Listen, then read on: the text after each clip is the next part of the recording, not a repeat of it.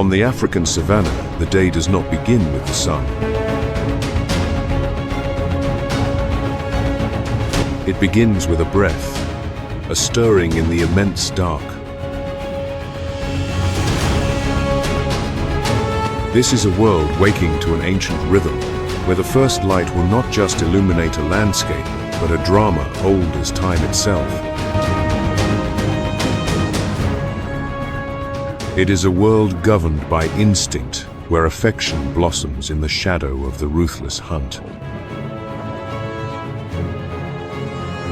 Every waterhole is a stage where giant families and silent predators meet in a silent ballet. Here, survival depends not just on strength, but on vigilance, on alliances, and at times on luck.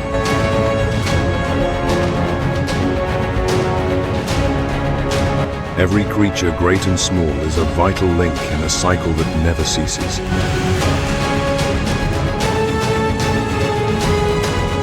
This is the story of a single day, but one that holds the eternal spirit of the wild.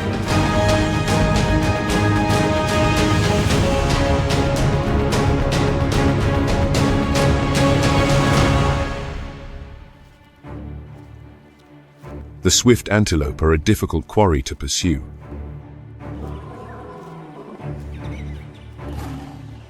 But a young elephant is a far more tempting prize.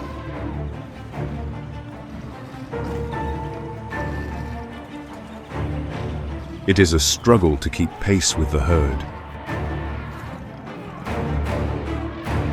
And to fall behind is an opportunity the lions will not ignore.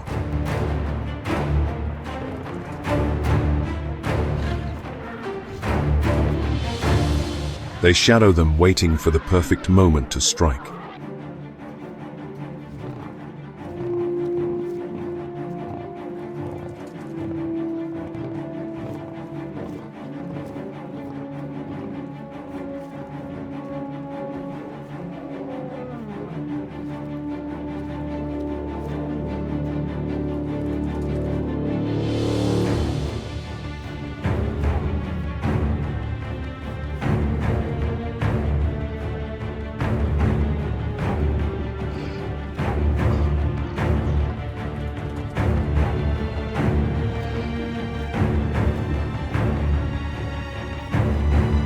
Mother and calf now separated from the safety of the herd.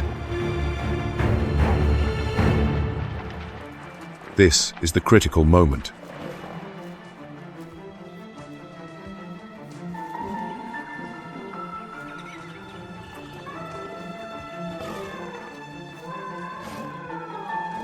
But a protective mother is a force to be reckoned with.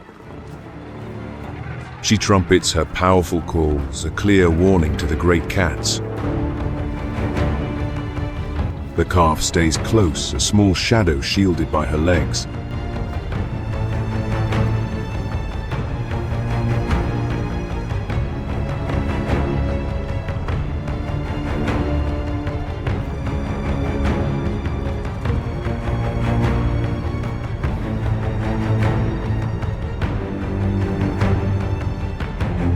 The pride can find no way through her formidable defense.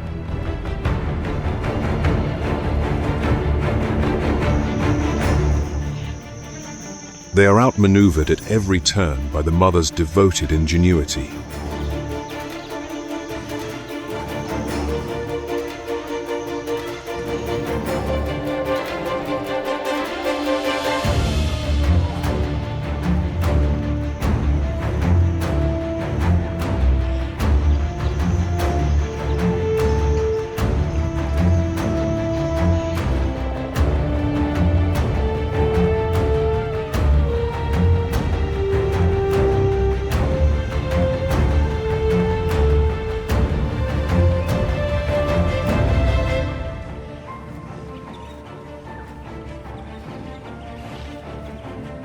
For now, the calf is safe.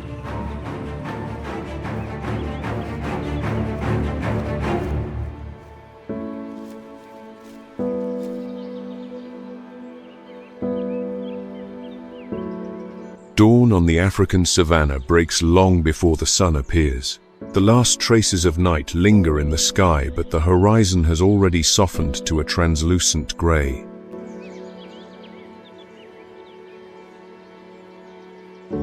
The chill still clings to the grass. A light wind slips through the dry stalks, stirring the tawny gold of the plains.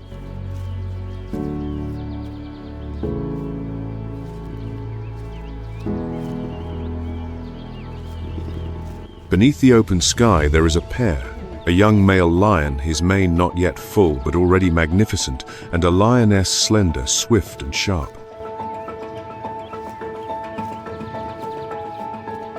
The male sleeps on his side legs outstretched. His breathing is steady, his body utterly relaxed, but the female is awake.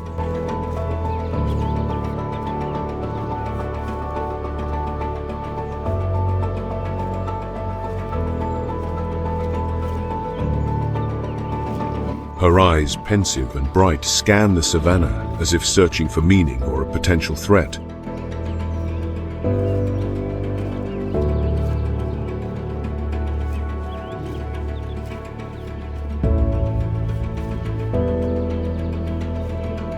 Perhaps she is thinking of last night's failed hunt.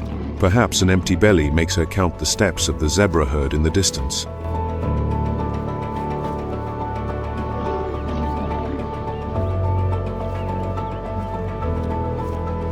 Or perhaps she is simply in love in that particular way of animals, wordless, but for an intense magnetism that draws her to her companion.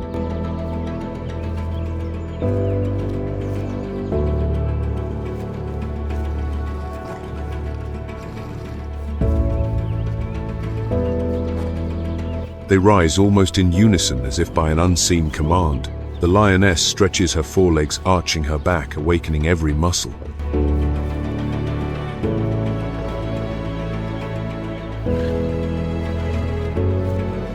The male approaches, placing a heavy paw on her back. It is a gesture of possession, a challenge, a desire.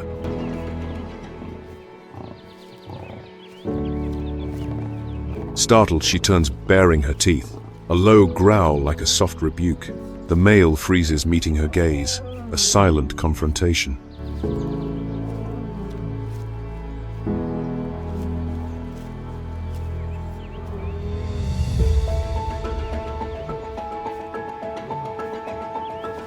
A moment later, the tension dissolves. The lioness lies down again as if in permission. The male knows that now is the time.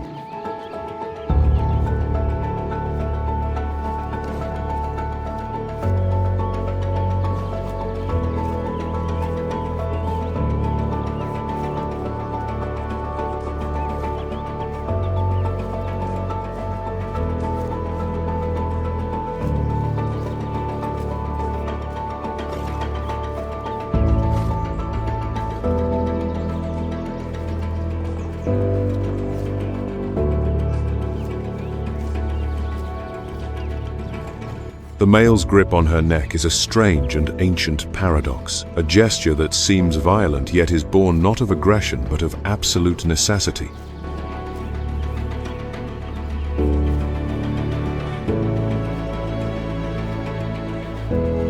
It is a key unlocking a legacy that has been passed down through millennia.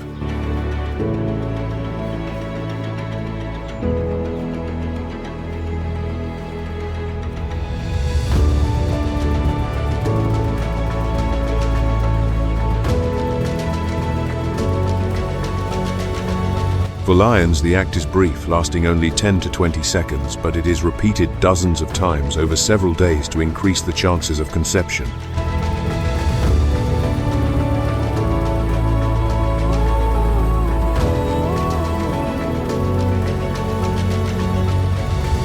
Then stillness. The male walks away, shaking his mane, while the female remains on her back, as if savoring the last of the morning's cool air.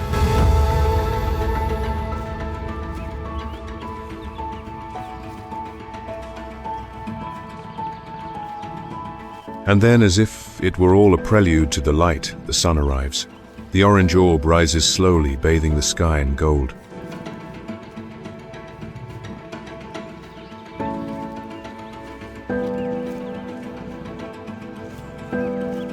The two lions lie side by side.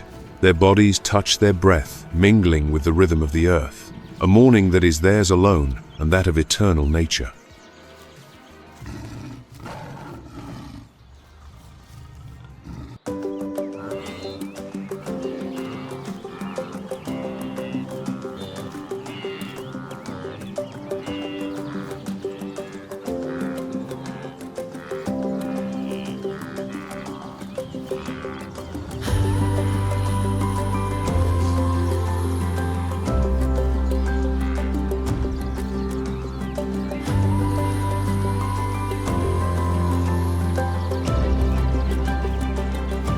Meanwhile, in another corner of the savannah, the mist has not yet lifted. It hangs like a translucent veil, softening every sound.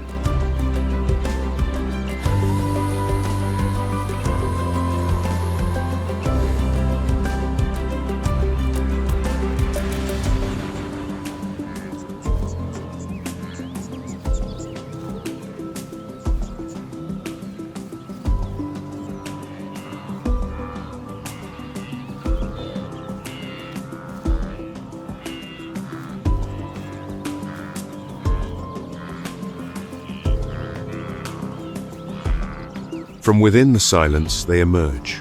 African buffalo, immense and powerful, with broad chests and heavy curving horns.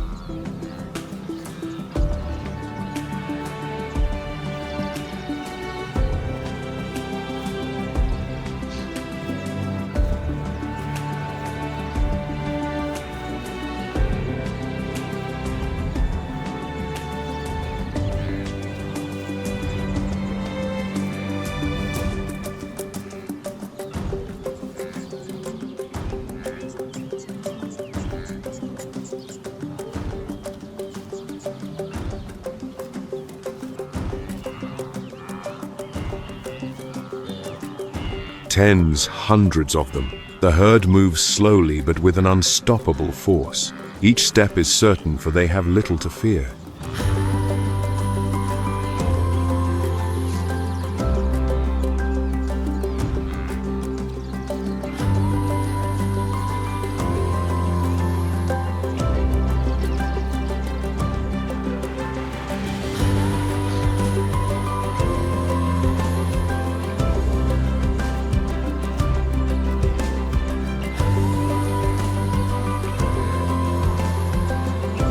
The buffaloes lead the way.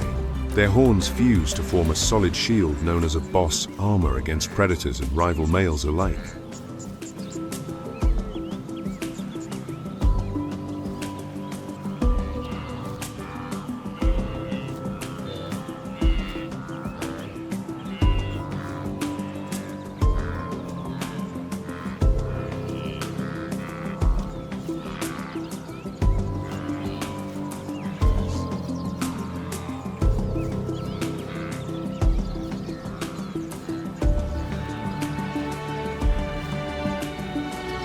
The buffaloes and their calves follow behind. The young, curious, stay close to their mothers, sniffing the earth as if reading the stories left in the dust.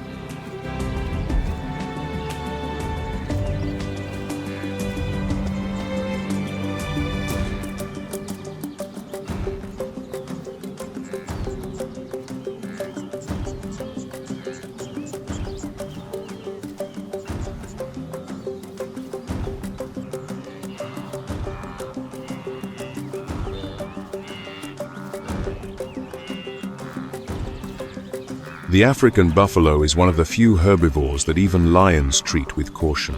To attack a full-grown bull is a formidable risk.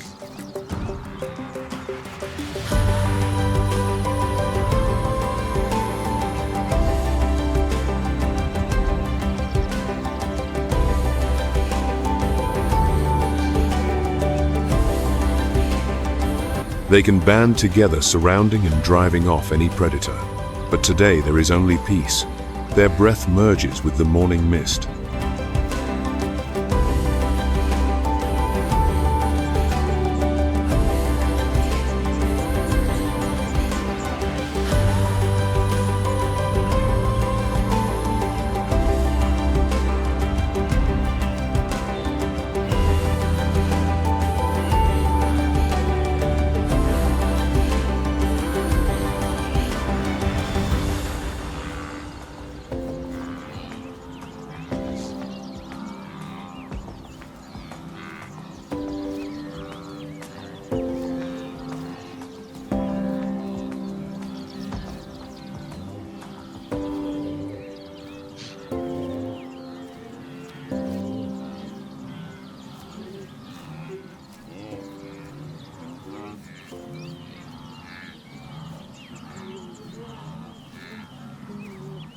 In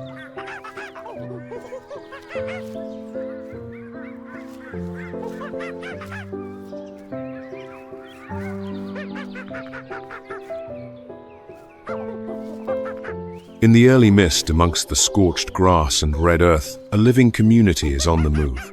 This is not just a herd, but a complex society, a great family of baboons.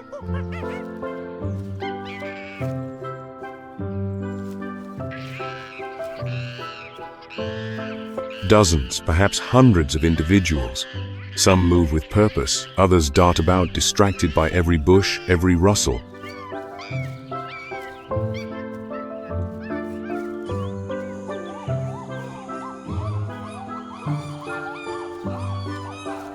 Infants cling to their mothers' backs like mobile bundles of fur, even as their mothers walk with urgent strides.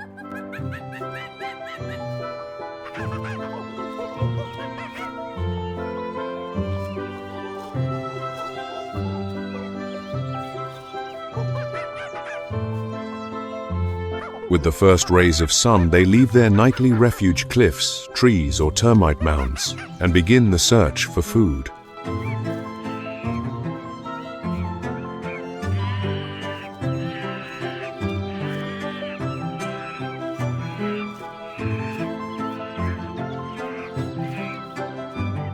As omnivores, they have a great advantage. Fruits, roots, insects, even small animals, everything is a potential meal.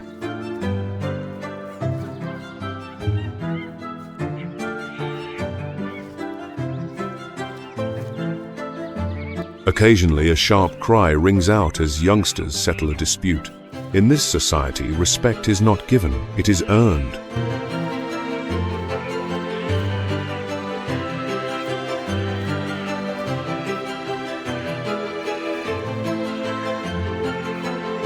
The dominant males possess powerful canine teeth, not for eating but for asserting their authority.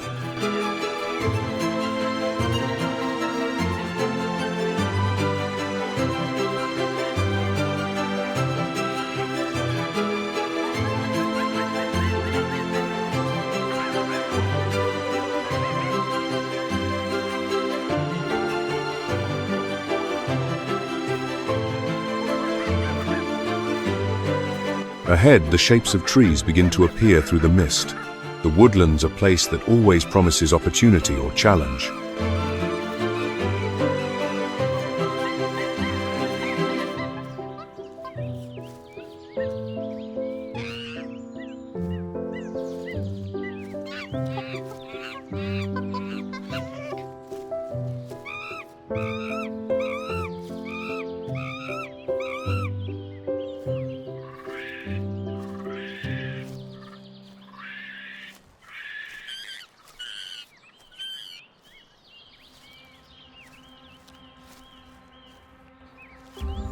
Against a sky still tinged with a delicate pink, the savannah seems to hold its breath, a profound silence broken only by the sound of scratching feet.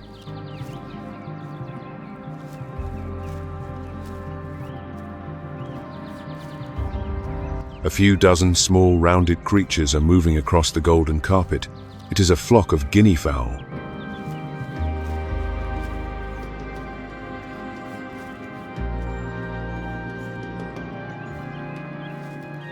With their spotted plumage and bare blue and red heads, their appearance is somewhat comical, but they are in fact hardy and remarkably cautious birds.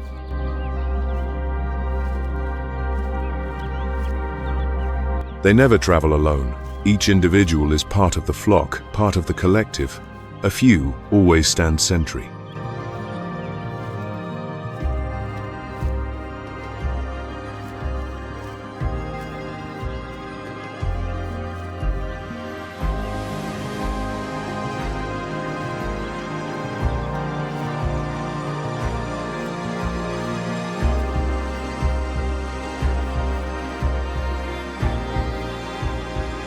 As the sun climbs higher, they seek out the murky puddles left from the night.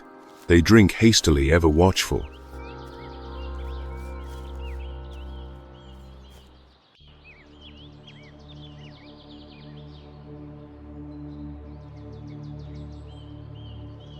On the still surface of the pool, the sun is reflected like a piece of amber.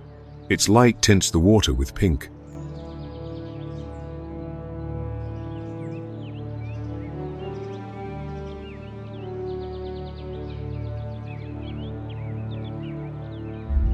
Ring-necked doves, slender-bodied and grey-feathered with the distinctive black collar that gives them their name, are also here.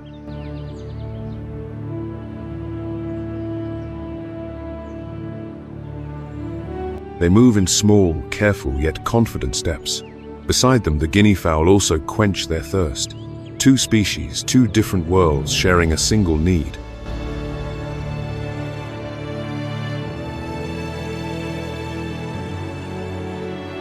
The ring-necked dove can draw up water without lifting its head, a rare ability in the world of birds.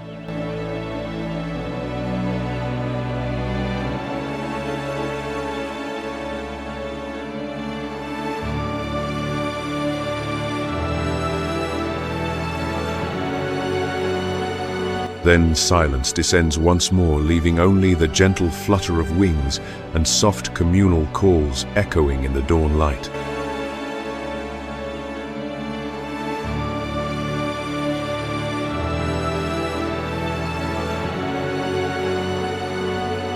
In this simple moment, one sees the whole of Africa, earth, water, light and life, all joined as one.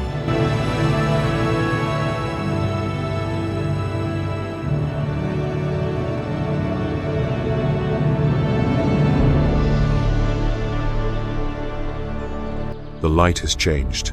The pink hues of dawn have given way to a harsh glare. Heat radiates from the ground, carrying the scent of dust and stillness.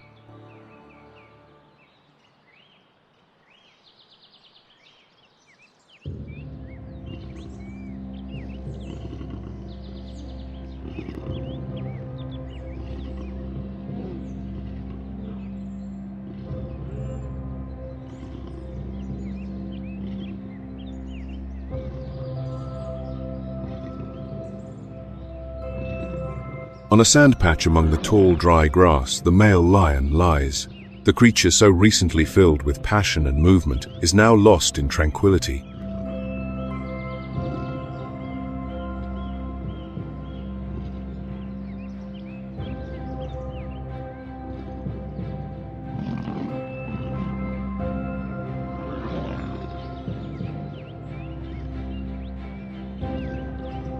His mane is slightly tousled. His nose twitches in the heat. He opens one eye, glances around, and closes it again. Here it is peaceful.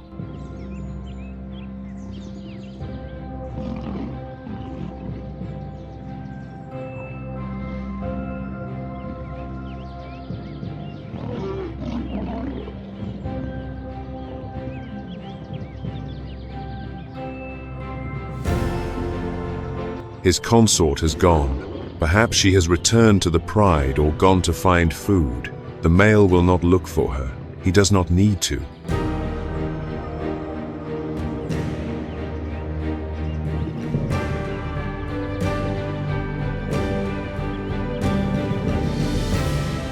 He is a lion, the master of this territory.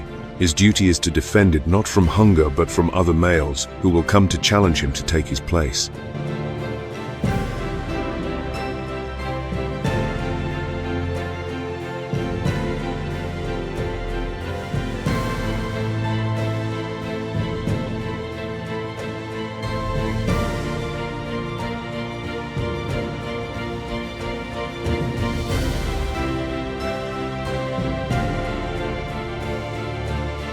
But for now, there are no threats, only the heat and sleep.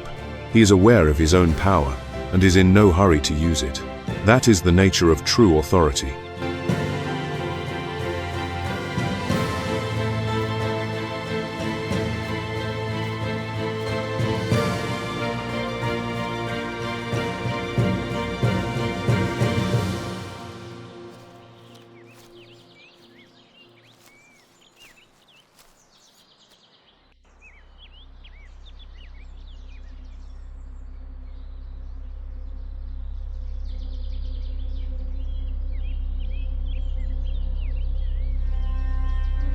High above in the shade of the canopy, a Varro's eagle owl is perched.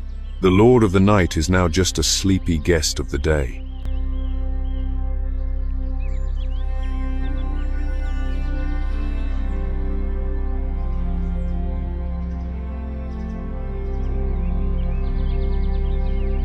Its eyes are half closed, its thick eyelashes almost obscuring its vision. Occasionally it gapes its beak, not to yawn, but simply to cool down.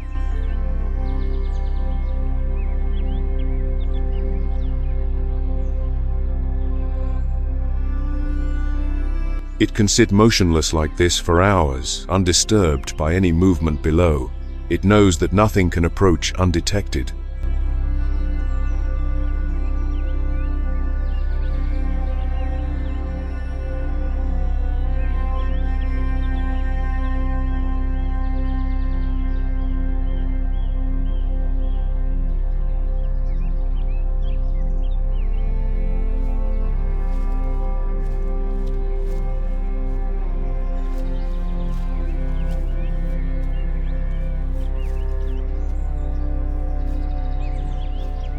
Beneath the owl's roosting tree, a herd of impala are grazing. Slender and graceful, their every movement is as fluid as running water.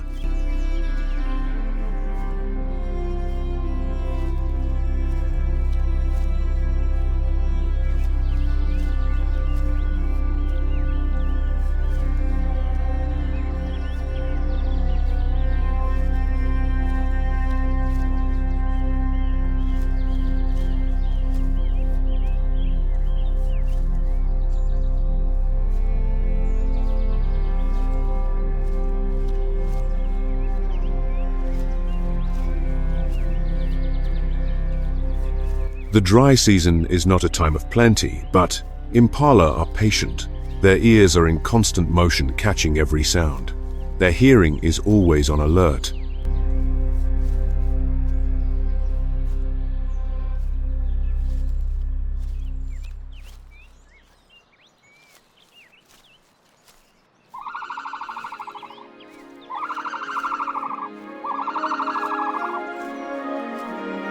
A little further on, a solitary figure is on the move. A male ostrich, immense yet elegant, strides through a sea of golden grass.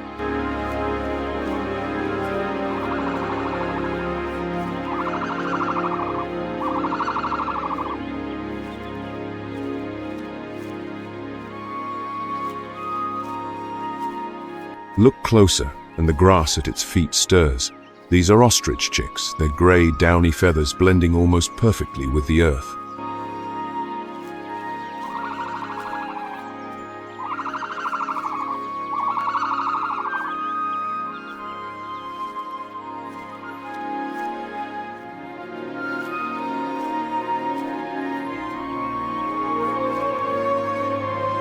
The male walks ahead, a living wall, a guide. His role is to draw attention to himself, to provide cover for his young.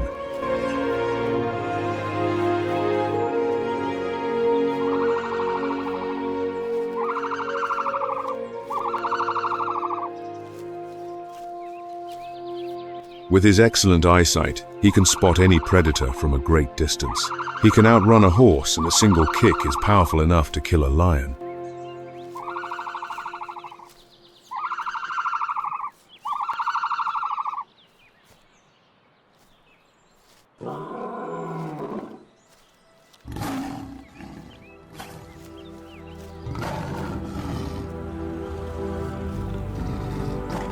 On a high granite outcrop, the two have reunited.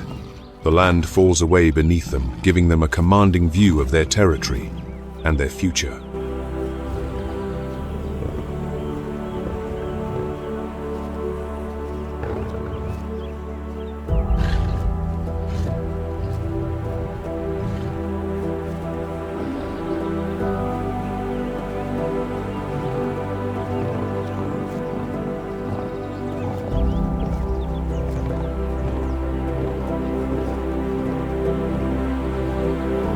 The lioness has taken a strategic position on a flat rock higher than the others. She sits there, neck outstretched, gazing into the distance.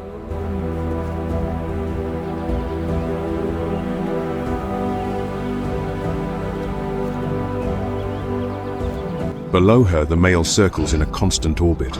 His movements are slow but filled with intent.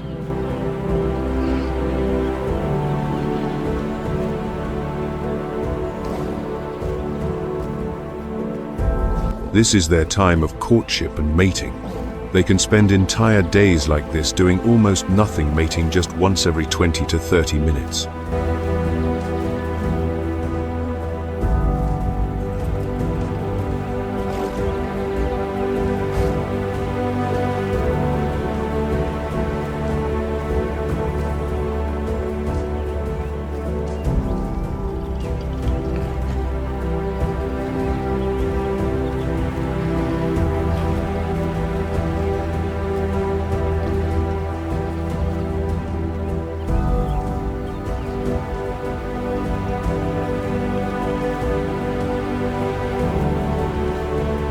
Finally, the male decides it is time. He climbs the rock, walks past the female, and then lies down with a regal air as if to declare, "This is my throne."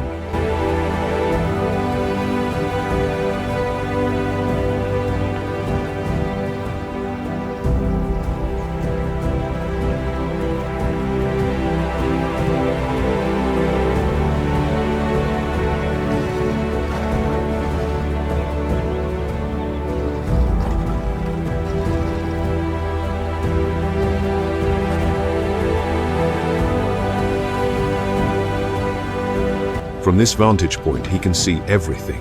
He holds his head high, observing as if deciding who is a stranger and who is not.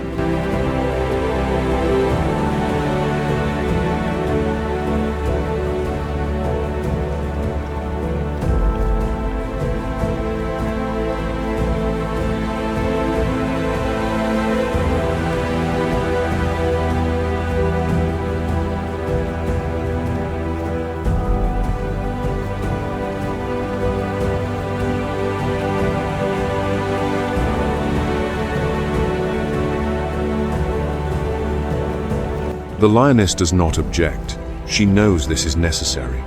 It is not about who is higher, but that they are together.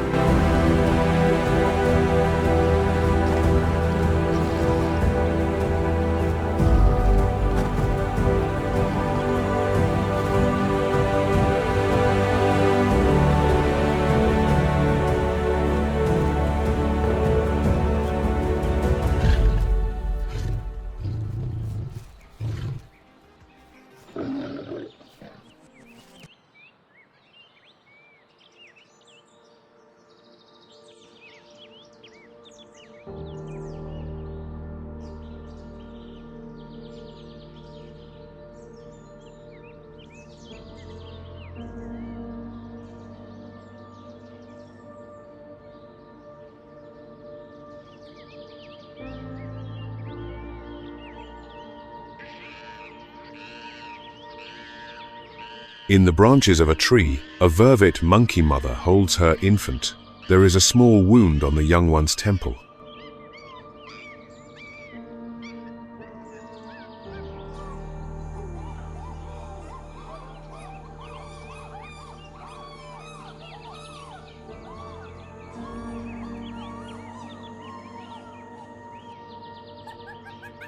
Perhaps a scratch from playing. Childhood in the troop is not always gentle, but a mother is ever vigilant, guarding her infant's peace.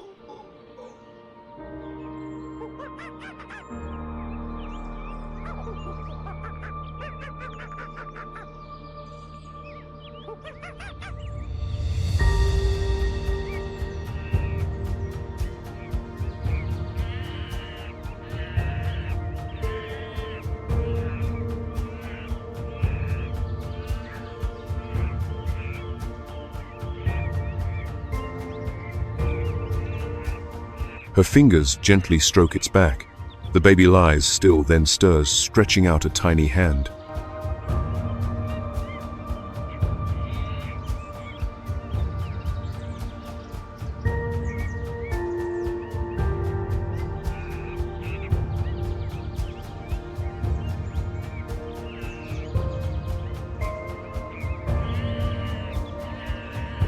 Two other young monkeys approach. Curious, they sit beside them and touch the infant. The mother allows it.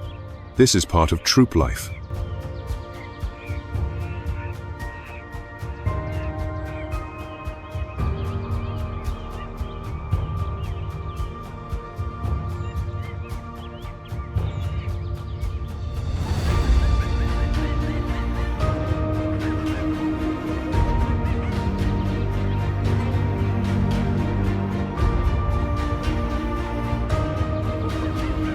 But suddenly a male appears larger and more confident. He approaches and, without asking, reaches for the baby.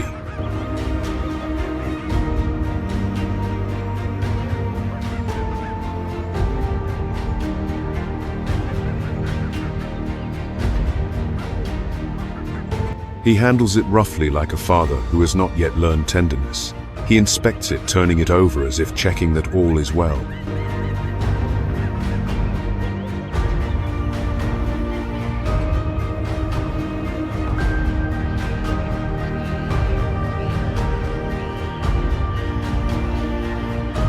In vervet groups, older juveniles and young females often help care for the newborns. It is a way of learning and sharing.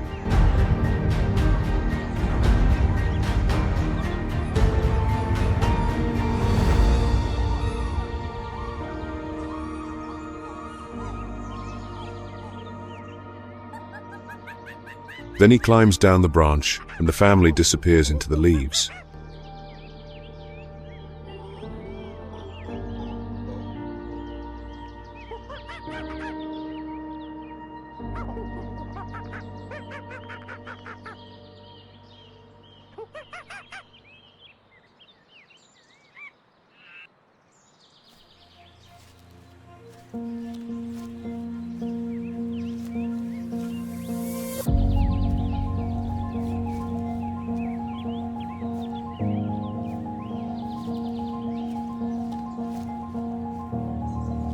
Meanwhile, near a dead tree, two magnificent greater kudu antelope have found a patch of green.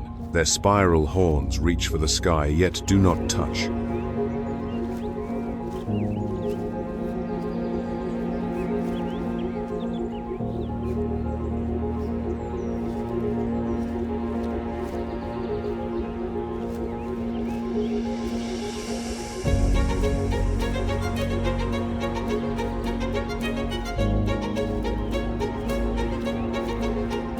After eating, they lift their heads as if hearing a silent call. Without a word exchanged, they move off, melting back into the savannah.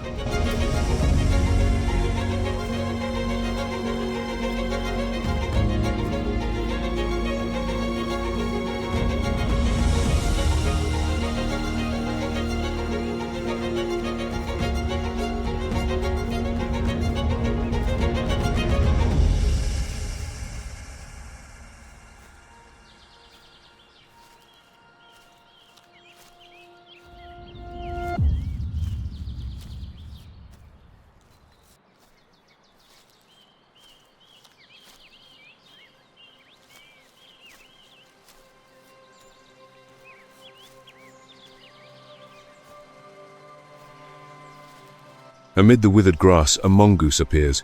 Its supple body merges with the yellow earth. Only its sharp, dark eyes betray its presence.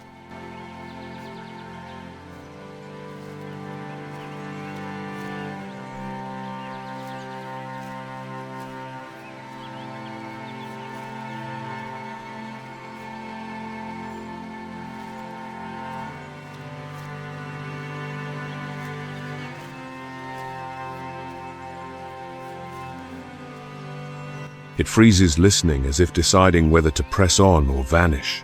The mongoose is known for its speed and its courage.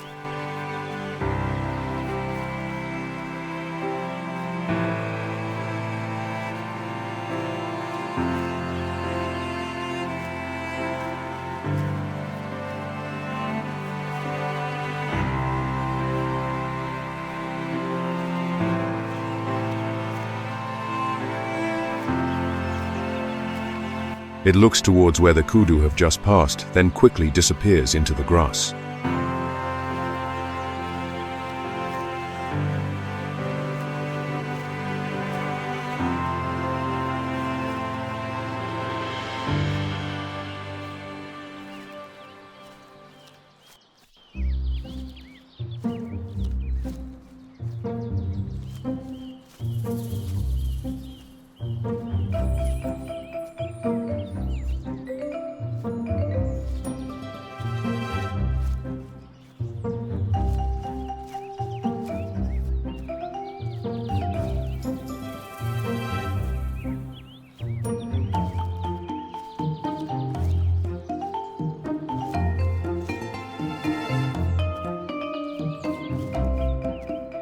A warthog makes a sudden appearance, trotting with an air of great purpose.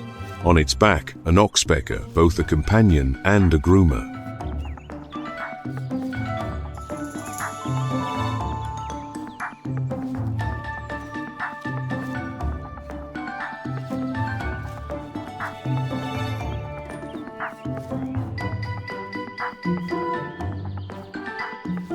It walks straight to the pool stoops for a long, slow drink, and then steps in to cool its legs.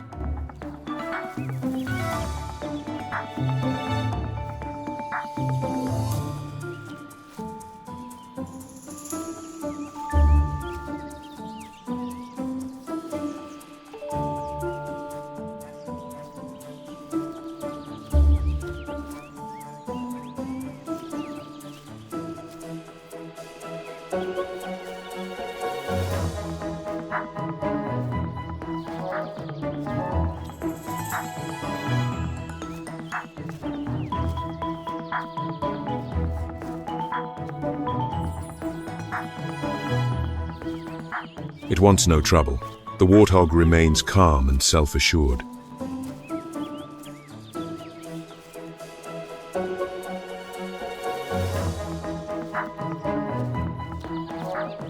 The impala, as if nothing has happened, continue to graze, but a black-backed jackal standing nearby takes one look and decides to leave.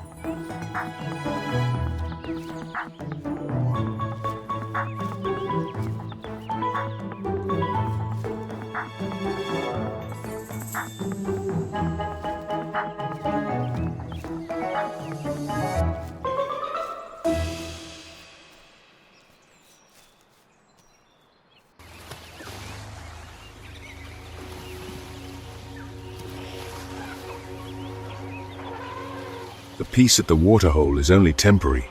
From behind the bushes, a small group of elephants emerges. Slowly, unhurriedly, they approach.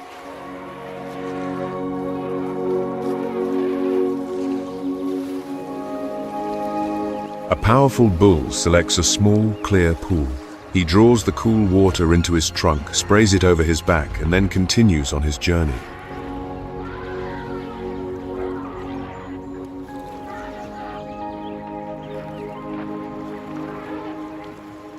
Soon after, the group vanishes into the tall grass. All that remains is the reflection of clouds on the water's surface and the whisper of the wind.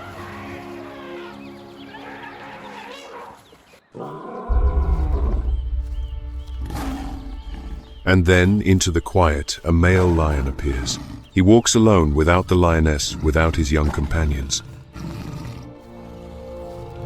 He moves slowly, with the regal bearing of a pride male, secure in his place under the sun.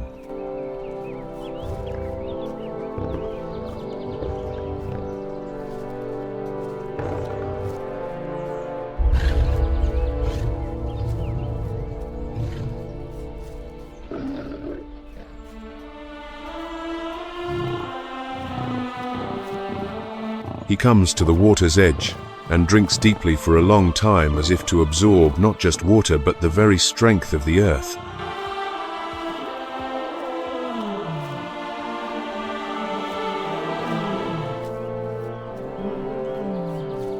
His thirst quenched, the lion slowly departs and lies down to rest in the shade of a tree, allowing other animals their turn to drink.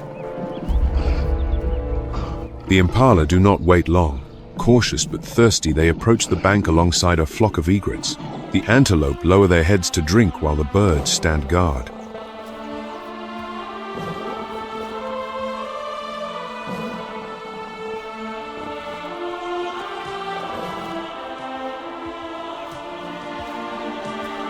The lion turns away, showing no interest at all. He is not hungry, or perhaps he is still weary from a night of passion.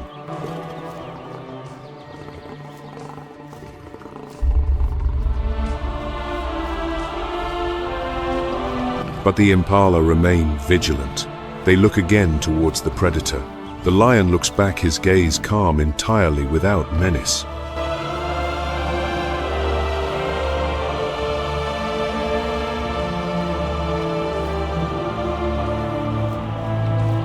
Their eyes meet. The impala snort, then continue drinking. The lion watches them silently like neighbors. Here, every species knows its place.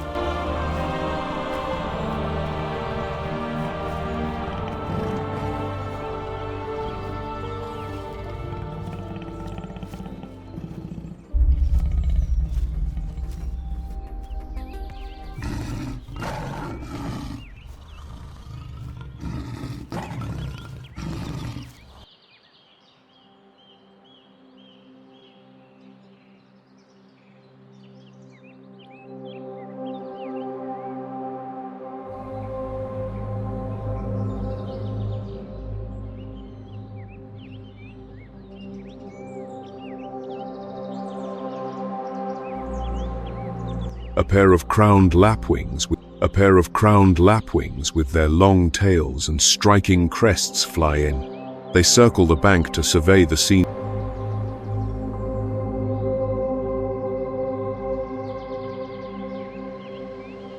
As they bend to drink, their crests, which stand erect like a rock star's hairdo, gently fold down. When they lift their heads, the crests pop up again with pride.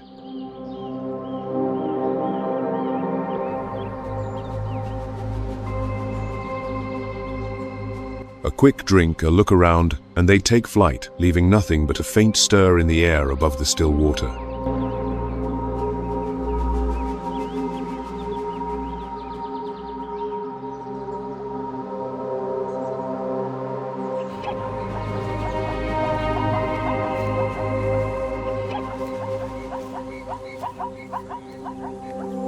On another stage, a large herd of zebra appears.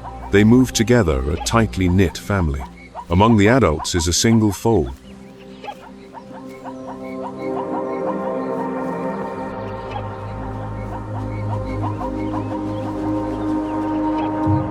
It stays close to its mother, sometimes trying to mimic her movements. All of them flick their tails to drive away the bothersome insects.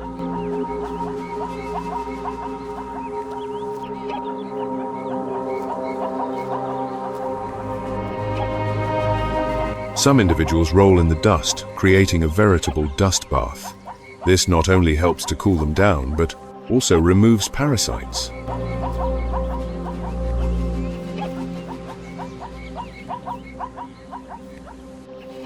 Zebras are highly social animals. They live in stable family groups, which often combine to form much larger herds.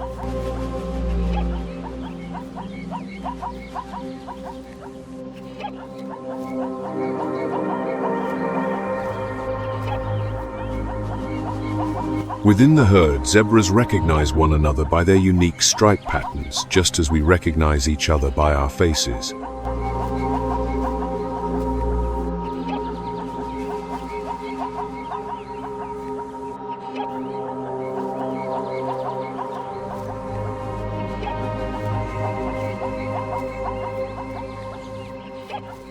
These stripes also serve a defensive purpose. When they stand close together, it is very difficult for a predator to single out an individual target. The stripes merge into a chaotic moving pattern.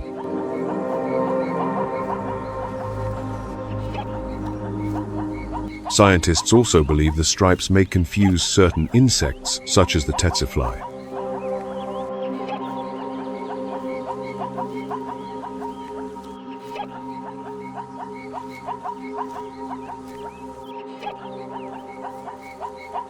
While the adult zebras are grazing or resting, the foal stays near its mother, exploring its world, but never straying too far.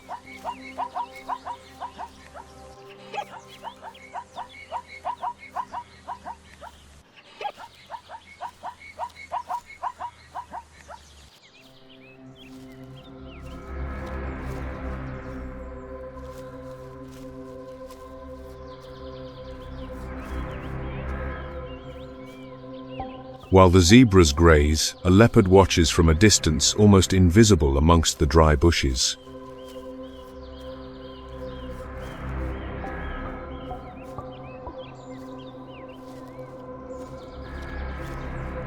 Its spotted coat blends in with the shadows and the dust. Only the black, white-tufted tip of its tail twitches occasionally with tension.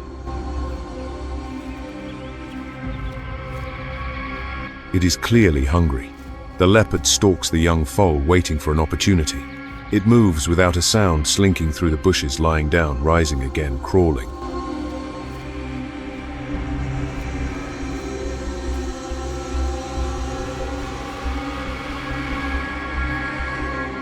Everything is executed with textbook perfection. There is just one problem. The wind is blowing from the wrong direction.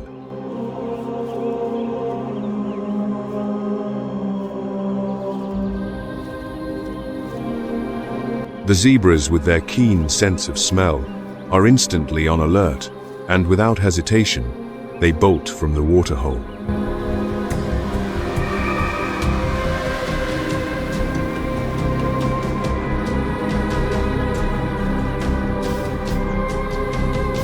The hunt has failed.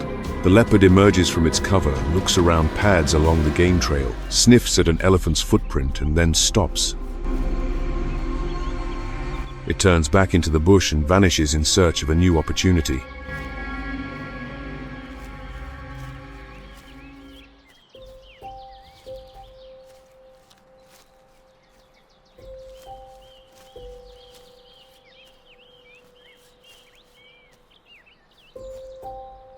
Now, as the heat subsides and the activity at the waterhole quiets down, two Kori bustards stroll leisurely across the plains.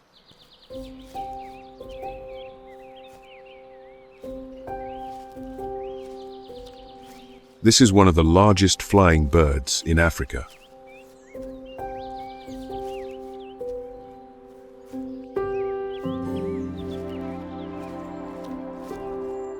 Their confident walk and tall stature lend the scene a sense of peace and dignity.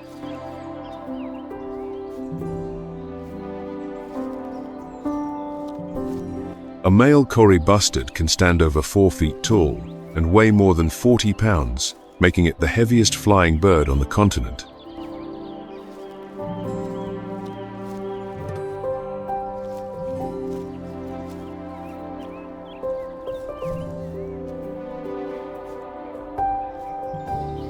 Despite their size, they can take flight, but will only do so when absolutely necessary.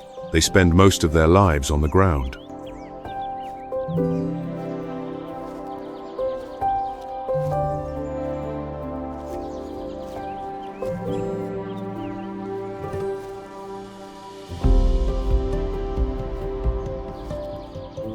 Their grey-brown plumage provides perfect camouflage against the savanna landscape, helping them remain undetected even in wide-open spaces.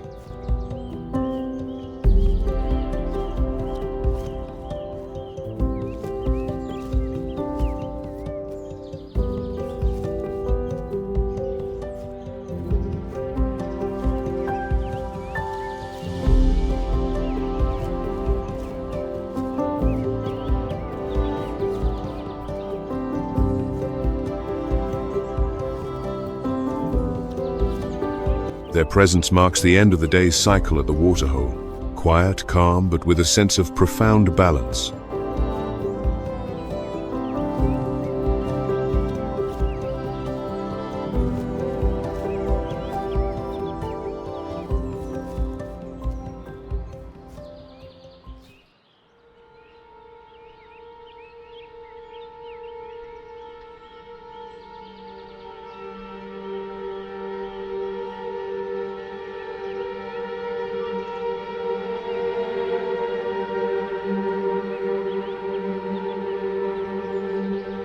We have taken only the first steps into a long day full of movement, encounters, and potential drama.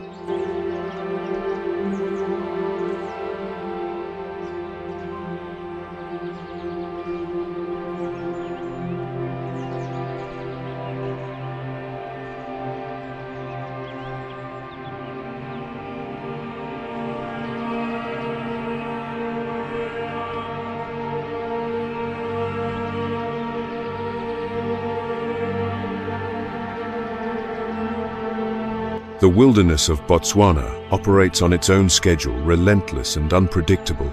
Here, every turn of the head, every breath, every sound has meaning.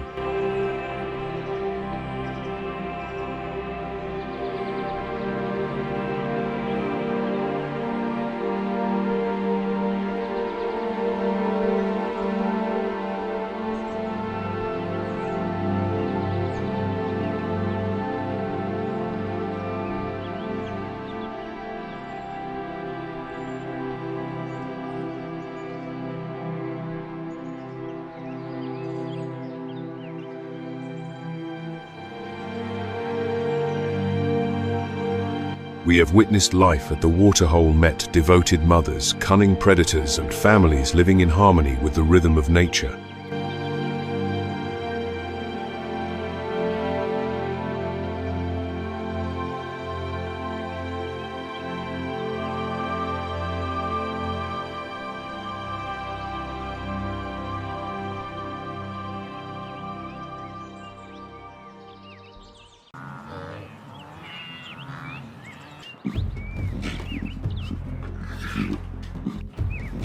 The gods who once walked upon this land gave the lion a sacred mission, not only to be the king of all creatures, but also a symbol of bravery, never afraid, even in the face of death.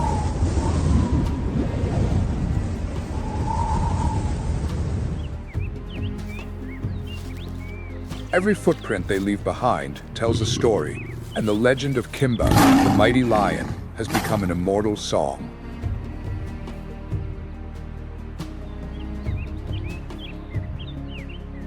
Kimba, the lion with a golden mane that blazed like fire, led his pride through a devastating drought.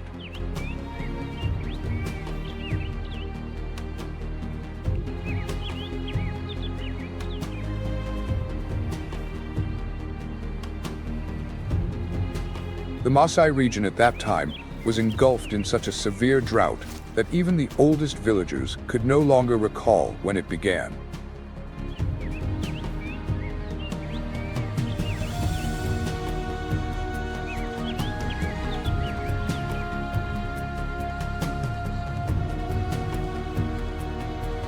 The grasslands were scorched, the rivers had dried up completely, herds of antelopes began to collapse from exhaustion, and desperate cries echoed through the sky.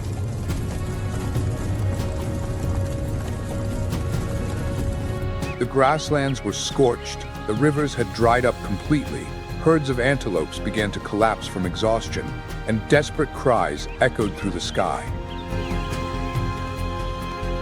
But while every creature, from the largest to the smallest, was dominated by fear, there was one pride of lions that stood firm, undeterred. And at the center of that pride, Kimba, the great lion, heard the whisper of the gods. Lead your pride through death and towards the river of immortal souls. It was not a command, but a choice.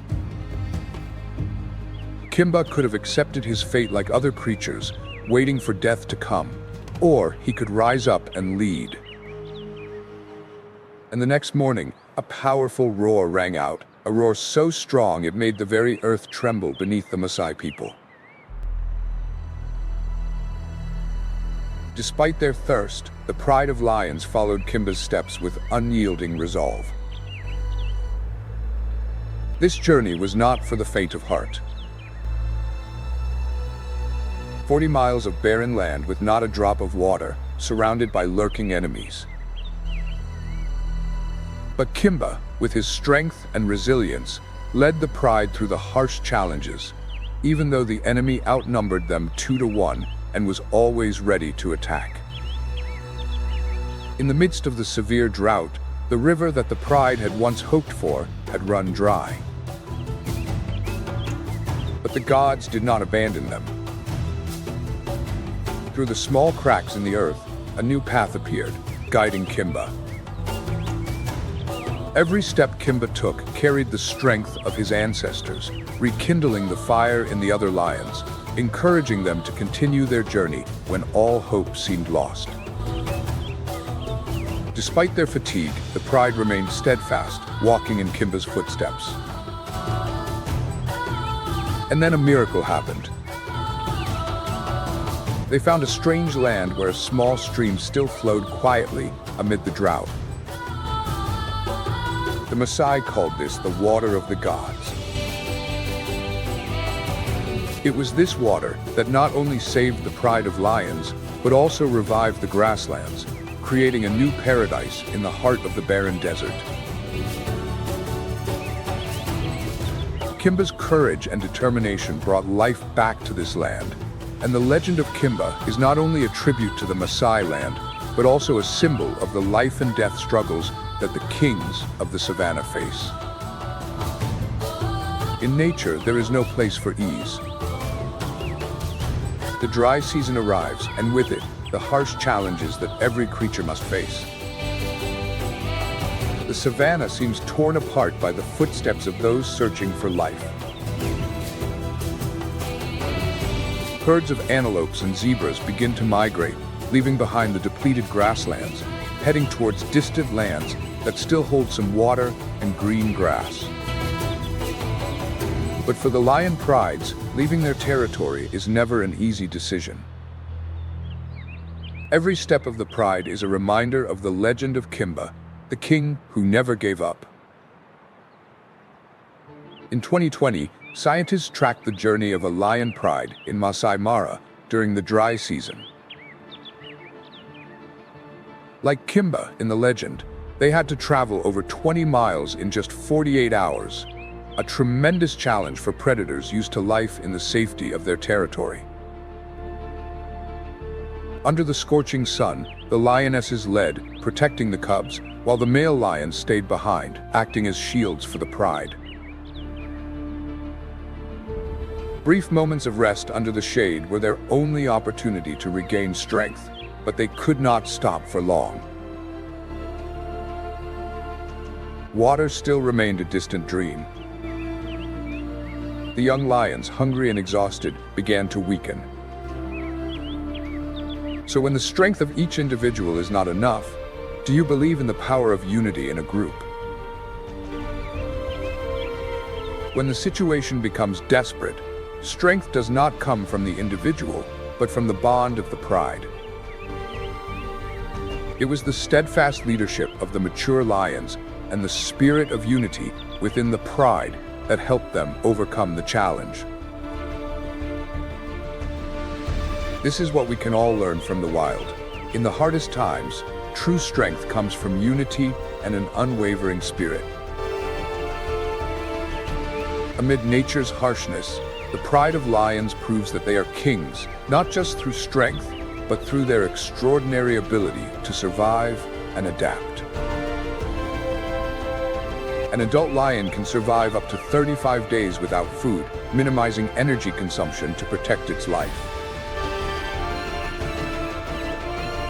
But the miracle is that, despite not eating for a long period, their bodies are still strong enough to reach speeds of up to 50 miles per hour when attacking.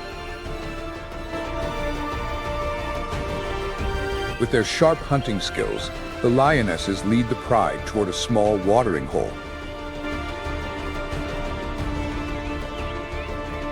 But water is a deadly trap for any animal in desperate thirst.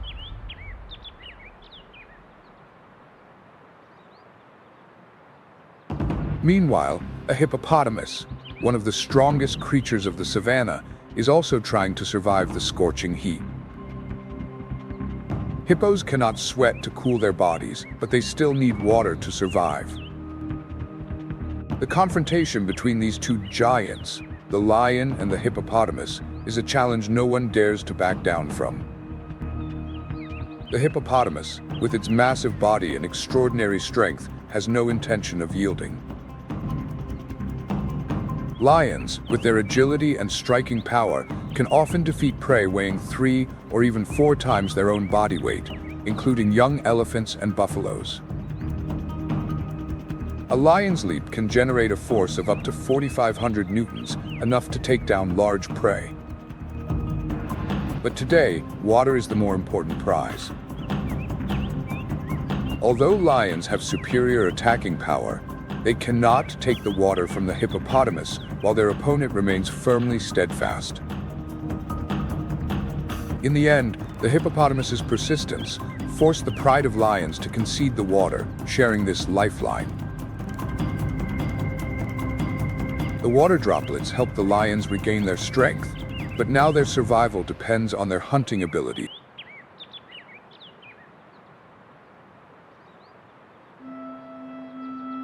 A herd of gazelles is now the target of hunters. The weak antelopes have no chance of escaping the harshness of this environment. While not a feast, each meager meal is enough to keep the pride of lions alive for another day. A male lion can consume up to 33 pounds of meat per day, while a female lion eats around 15 pounds. But the role of a lion, like Kimba, is not just to protect its own pride. Lions are the natural controllers of the savanna. With a body length of up to 7 feet and a weight that can reach 500 pounds, lions are apex predators in the food chain. When hunting herbivores like antelopes, zebras, and buffaloes, they not only regulate the population of these species, but also help protect the ecosystem of the savanna. Without lions, the grasslands would be completely destroyed, severely impacting the entire food chain. Herds of antelopes constantly move to avoid being hunted, giving the savanna's lands time to recover and preventing overconsumption. By adjusting the living patterns of other animals, lions help maintain balance in nature. In the vast grasslands of Masai Mara, where all eyes are on the lions, the kings of the wild kingdom, few notice a small but incredibly courageous creature. With a body only half the size of a lion cub, the honey badger doesn't draw attention. But don't be fooled by its small size, as this is one of nature's fiercest warriors. The Maasai people call it the night warrior, a creature to whom the gods granted courage far beyond its size. When the gods created animals, the honey badger asked for only one gift: do not give me fear. And this species received that special gift. While not a natural enemy of lions, there is one honey badger that has dared to invade their territory repeatedly in challenging and testing situations. This confrontation is not just a physical struggle, but also a battle of resilience and determination. The honey badger's fighting skills are truly remarkable. Their attack and retreat tactics, combined with sharp instincts, even surprise the mighty lions. However, the honey badger's goal is not to kill the lion, but simply to create enough time for it to retreat safely. A famous example is Stoffel, a honey badger who, despite being attacked and severely injured by a lion, returned to invade their territory once the wounds healed. With its modest size, the honey badger possesses incredible strength. Its sharp teeth and powerful claws allow it to inflict serious wounds, even when facing much larger creatures. The honey badger is not only one of the bravest animals on the planet, but also one of the hardest to defeat. Listed in the Guinness Book of World Records as the world's most fearless animal, the honey badger is truly a symbol of indomitable strength. Beneath its thick skin, which can be over 6 millimeters thick and nearly impervious to attack, the honey badger can withstand fierce assaults, even being bitten by a cobra. The venom only causes it to faint briefly before it recovers as if nothing happened.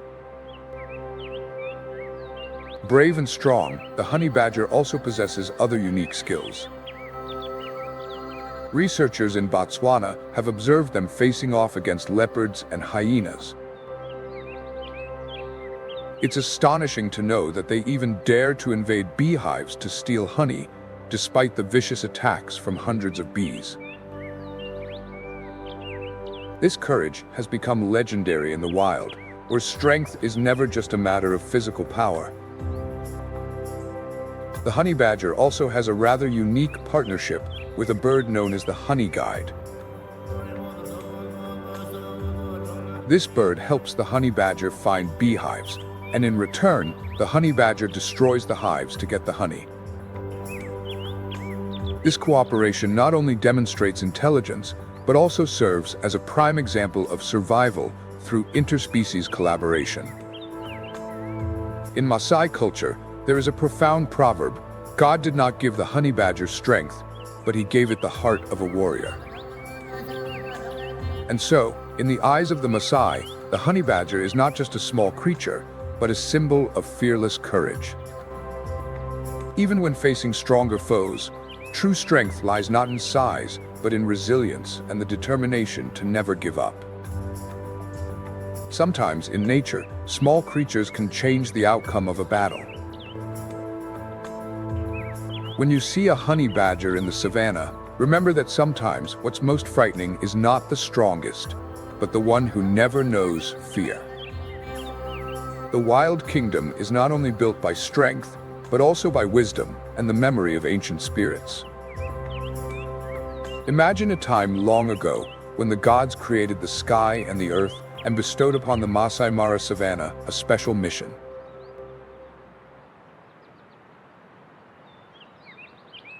The elephants are chosen as the guardians of memory, the elders of this land, carrying the souls of their ancestors.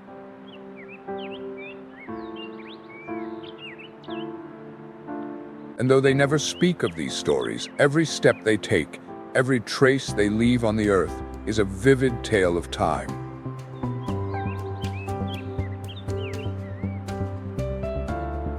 These stories are not just memories, but lessons that nature has taught us.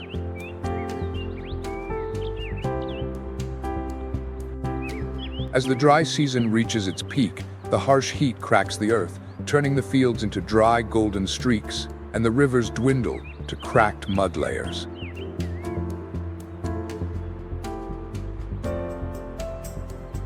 Herds of antelopes and zebras have moved on, searching for new water sources, leaving Masai Mara in a deathly silence.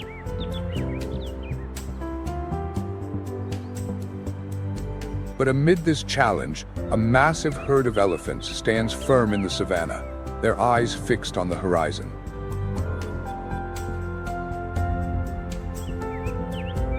Leading the herd is Matala, a female elephant who has survived over 50 dry seasons.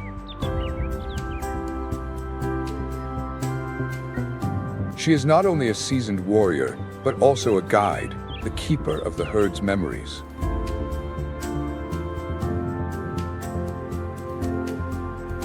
These elephants, with their intelligence and great strength, are forging ahead, step by step, searching for precious water to sustain life.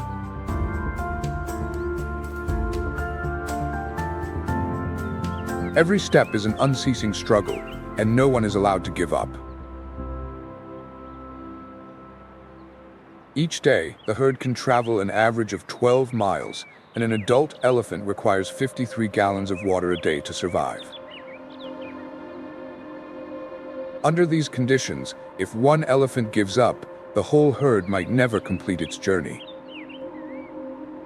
The dry season is not just a challenge, but a fight for survival. However, not all elephants can make it. About 10% of them will not reach their destination. Yet true strength does not come from numbers, but from the unity and determination of the entire herd.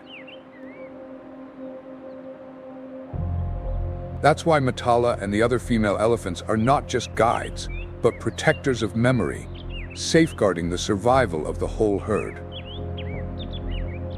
Scientists have proven that the elephant's memory is a marvel in the animal kingdom. With the largest brain of any land mammal, elephants have an extraordinary ability to remember and retain information. Their memory allows them to recall old water sources, remember paths they've traveled, and even notice changes in their environment. Elephants are not just enormous creatures, they are magnificent navigators. With the ability to remember the exact locations of water sources, even if they haven't visited them in 10 years, Matala, the mature female of the herd, has continued and preserved the valuable memories passed down by their ancestors. Under the scorching sun, Matala leads the herd on a perilous journey, not only to find water, but also to protect the lives of the entire herd. Because sometimes it is these memories that hold the key to survival and growth. But life in nature is never easy. While Matala can guide the herd through long distances, she doesn't just rely on memory to lead the way. She also uses a special language of communication. Using low-frequency sounds, known as infrasound, they can transmit information over distances of up to 10 miles, a frequency that humans cannot hear. Just imagine, if you were part of this elephant herd, could you feel the deep connection between them through these inaudible sounds? Finally, after a long and arduous journey, the herd finds the precious water source. The sight of them lowering their trunks, each elephant drinking in turn to regain strength, is a living testament to their resilience. But like all life in the wild, peace is only temporary. A massive crocodile, hidden beneath the mud, suddenly leaps out to attack. This scene makes us reflect. In the wild, life and death are always intertwined, and every creature must face danger, no matter how powerful it may be. With her superior strength and size, Matala does not hesitate to engage in battle with the crocodile, using her massive body and powerful trunk to push the attacker back. After the battle, peace returns to the savannah, and once again, life continues. Not only are elephants powerful, but they are also incredibly intelligent and well adapted to the harsh environment. To retain water in their bodies, elephants use their massive ears as a natural cooling system. By flapping their ears, their body temperature can drop, helping them endure the scorching heat of the savannah. But their strength doesn't just lie in their physical power. Elephants are also highly social creatures with the ability to sense and express empathy, a trait that few animals possess. Elephants not only comfort each other in times of sorrow, but they also protect their group members from danger. A truly compassionate act that few animals are capable of. Notably, research in Botswana shows that elephants can recognize and distinguish over 100 human voices, enabling them to tell friend from foe. This demonstrates the intelligence and deep sensitivity of elephants. When elephant conservationists from the Samburu tribe appear, the elephants respond in a friendly and approachable manner, as they know these are the people who have protected them for a long time. But not every story about elephants is one of harmony. The dry season makes everything more tense. As food sources become increasingly scarce, two adult male elephants, long rivals for power, eventually confront each other. Their powerful blows echo across the savannah. This scene makes us reflect. Life and death in the wild is an ongoing battle. And even in a united herd of elephants, moments of tension and conflict arise. Do you think that in every animal group, conflict is an unavoidable part of survival? In the wild, victory is not only based on strength, but also on perseverance and intelligence. Every battle between animals is a challenge not just of physical strength, but of mental fortitude. After the powerful blows and relentless struggle, only one emerges victorious. And then, after the fight, the herd continues its journey, leaving behind crushed dry grass and a quiet space as if denying all that has just occurred. The dry season is always a harsh challenge for the creatures living in the savannah, especially for young elephants.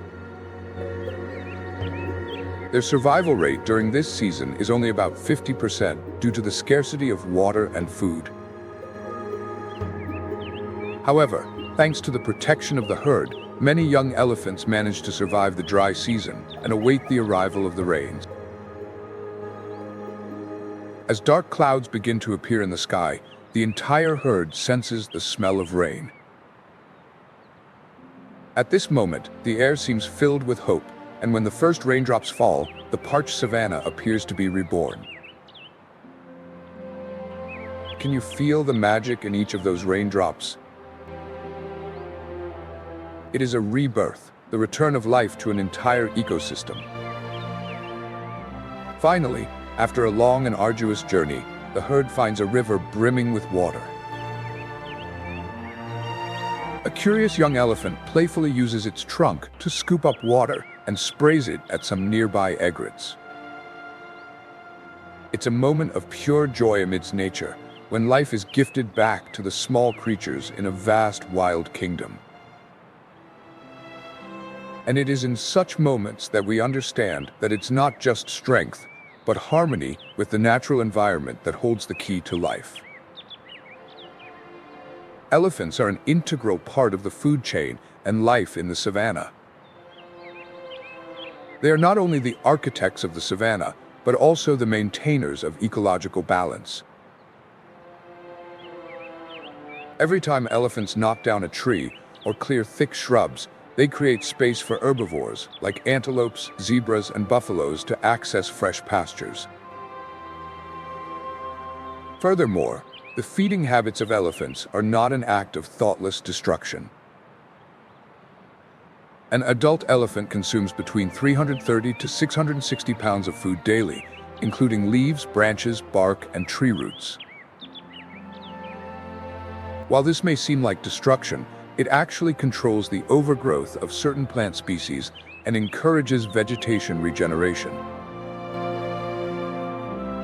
Elephant dung contains a large number of undigested seeds, which serve as the starting point for the recovery of over 80 plant species in the savanna.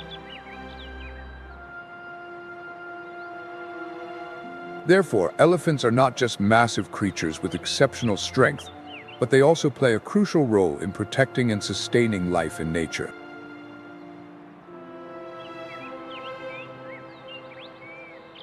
This is why the Maasai people have a saying that if one day the elephants leave Masai Mara, the stories of this land will disappear forever.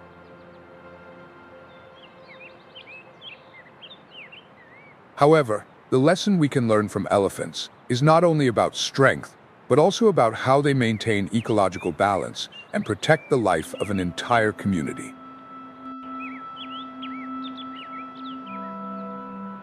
In the wild, every creature has its own role, and just as elephants protect the memories of the savanna, we too have a responsibility to protect this land, not just for the present, but for future generations. As the herd continues its journey, they restore silence to this land. But then, a new sound begins to fill the space. The sound of hundreds of hurried footsteps, blending with the wind blowing through the vast grasslands. Can the savanna sustain life without silent guardians like the elephants? Share your thoughts in the comments and join Nature Moment as we explore the irreplaceable roles of other magnificent creatures that will appear in the next part of the video.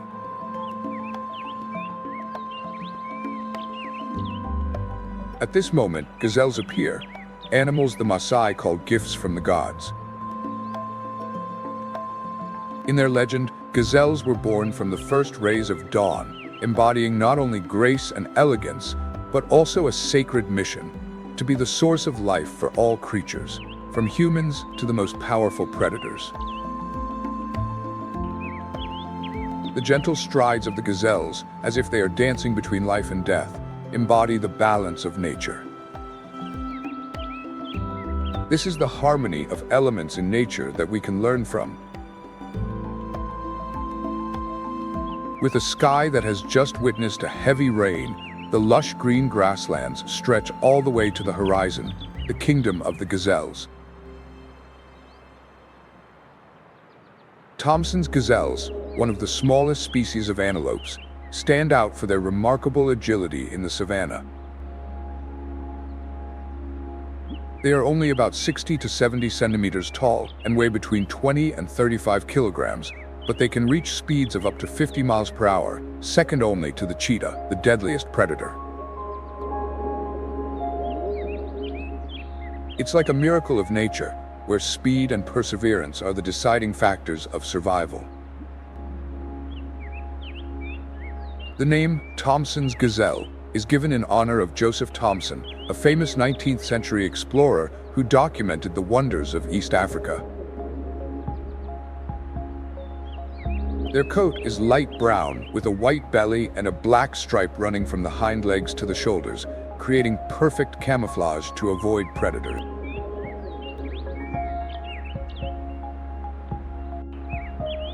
These features not only help them survive, but also stand as a testament to nature's perfection in protecting its creatures. The agility and speed of the gazelles are undeniable. Not only can they reach speeds of up to 50 miles per hour, but gazelles can also sustain this speed for long periods, an indispensable advantage in life-or-death chases with predators. In the wild, speed is not always the only factor that determines survival. However, for gazelles, their persistence and ability to maintain high speeds for long stretches have allowed them to escape predators many times. And as the gazelles glide like arrows, they are a living example of nature's perfection, where speed and resilience create breathtaking chases between life and death.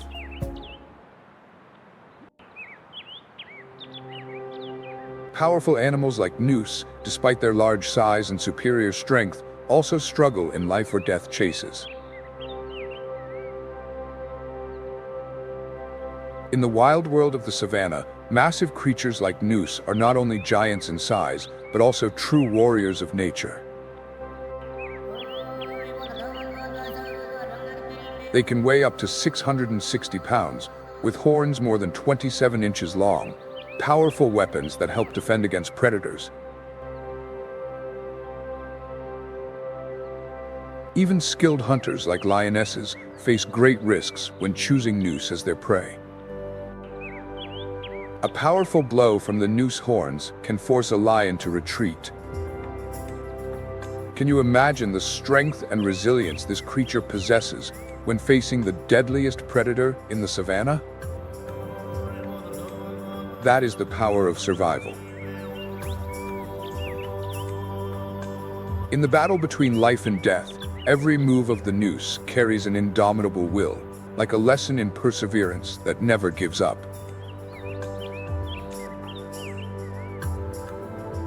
Despite facing cunning predators, they maintain their position in the ecological chain, symbolizing strength and the ability to endure.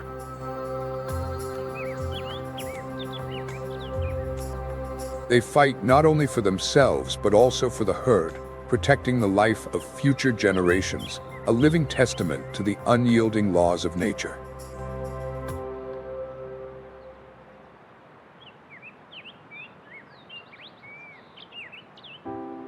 And it's not just moose, but also Thomson's gazelles, despite their small size, that are an indispensable part of this ecosystem. Though small, gazelles face dangerous predators like cheetahs and occasionally African wild dogs. When they are born, each baby gazelle weighs only about 5 kilograms and cannot keep up with the herd immediately. Instead, they hide in tall grasses, where their light brown fur helps them blend into their surroundings. This ability to hide is not a mere trick of nature, but a crucial survival strategy. The mother gazelle will return to care for her young, but then leave it to hide again, protecting it from predators. After a few days, as the young gazelles start to steady themselves on their fragile legs, they begin learning how to survive in a dangerous environment.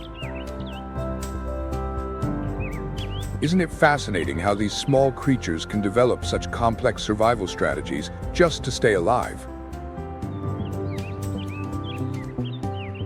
The breeding season of gazelles is a biological explosion. Most are born during the rainy season, when hundreds of thousands of gazelle calves arrive in a short time. This creates an astonishing population surge, increasing by as much as 40% in one season. Meanwhile, predators like lions, hyenas, and cheetahs face this population explosion. They can't consume all the abundant prey. But what's remarkable is that in this battle, the baby gazelles, though still weak, become part of a living wall that protects each other from the sharp teeth of the predators. This season is a battle for survival. Here, life and death know no distinction. With the gazelle population explosion, the savanna becomes a harsh arena where numbers can decide life or death. The predators, after months of waiting during the dry season, have been anticipating this moment. They cannot pass up the abundant feast before them, but it won't be easy to obtain. Before the sunlight illuminates the savanna, a bloody chase will begin. The cheetah, the fastest creature on Earth, with speeds reaching up to 75 miles per hour, faster than a race car, launches into the hunt. Each stride of the cheetah is a powerful strike against the earth, and the gap between it and the gazelle closes in an instant. With a single leap, it captures its prey. And once again, nature completes its cycle. In the wild world of the savanna, every chase is an uncompromising battle, where only the fastest and strongest can survive. The cheetah, with its incredible speed, is one of the most effective predators. One pounce, a life or death race, and in just 20 seconds, with the heart rate soaring to 200 beats per minute, the cheetah's body consumes energy far beyond its normal capacity. But this remarkable agility comes at a cost.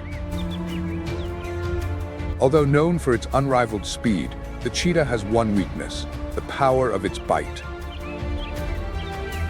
Its bite is only about a quarter as strong as that of a jaguar, with roughly 475 pounds per square inch, a modest number compared to other big cats. The cheetah doesn't need a powerful bite. Instead, it uses its agility to exhaust its prey. Life in the savanna is never easy, even for powerful creatures like the cheetah. Every day is a survival challenge. The painful memories of the dry season, when temperatures can reach 104 degrees Fahrenheit, the ground cracks and rivers turn to dusty paths, linger in the minds of the animals. The gazelles, according to Maasai belief, carry within them the memories of the challenges they have faced in the past. In difficult moments, these memories become the driving force that helps creatures overcome adversity. These memories are like an invisible source of energy, pushing the gazelles to run faster, leap higher, and continue their survival journey in the wild. Therefore, each step of the gazelle is not just movement, but a recollection of victories and losses, a part of the cultural identity revered by the Maasai. It is the strength of the past, blending with the present, a reminder of resilience and the unwavering determination to never surrender in the face of difficulty.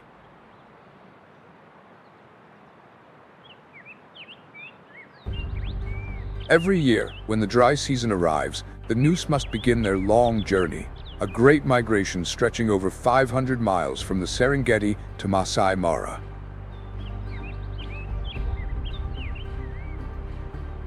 Over 1.5 million noose move together, using their numbers to form a natural defense, a stunning sight in the wild.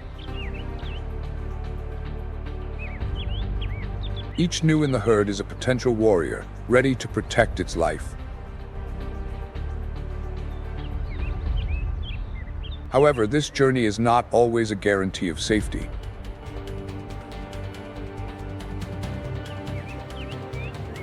Even with millions of noose moving together, life and death always follow close behind them.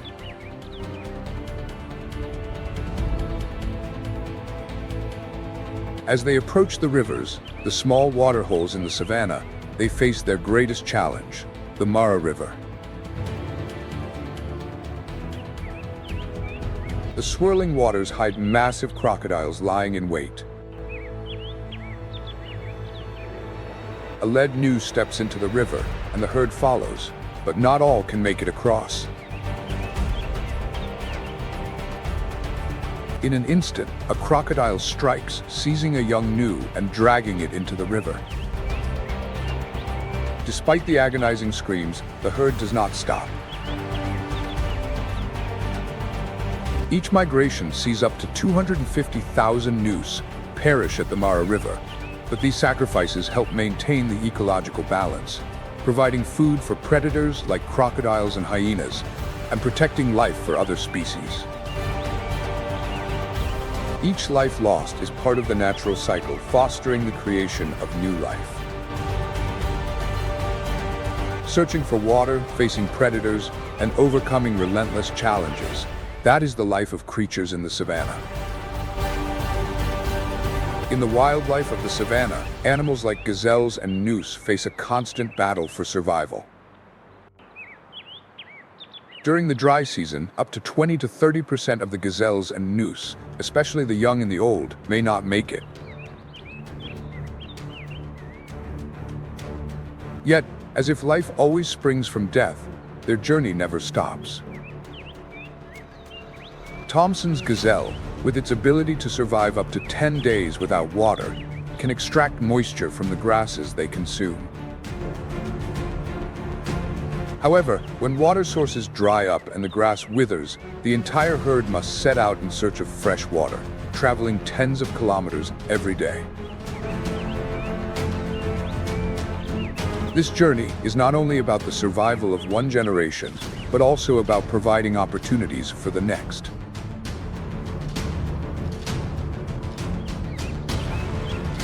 The arduous journey of the noose, where each step is filled with challenge and sacrifice, serves as a reminder that sometimes in life, we must overcome hardships and face loss to keep moving forward.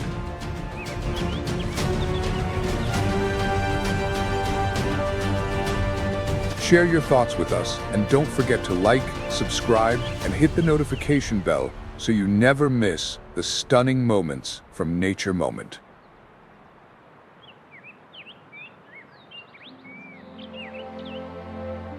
In this journey, it's not just the gazelles that face challenges. Zebras, the true warriors of the savanna, also join the battle for survival. Their black and white stripes are not just a distinct feature, but also an important weapon to protect their lives.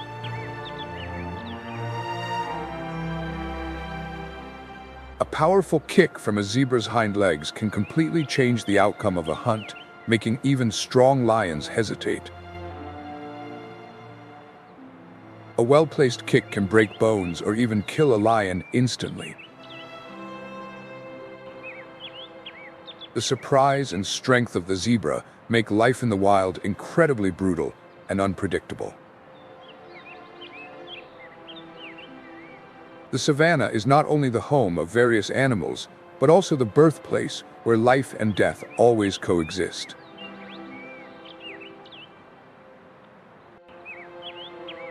Masai Mara, this land, is not just a stop in the Great Migration, but also a sanctuary where thousands of species come to seek life and preserve their lineage. And when we look at these creatures, we see a long story of resilience and courage. According to Maasai legend, when the world was created, zebras had pure white fur.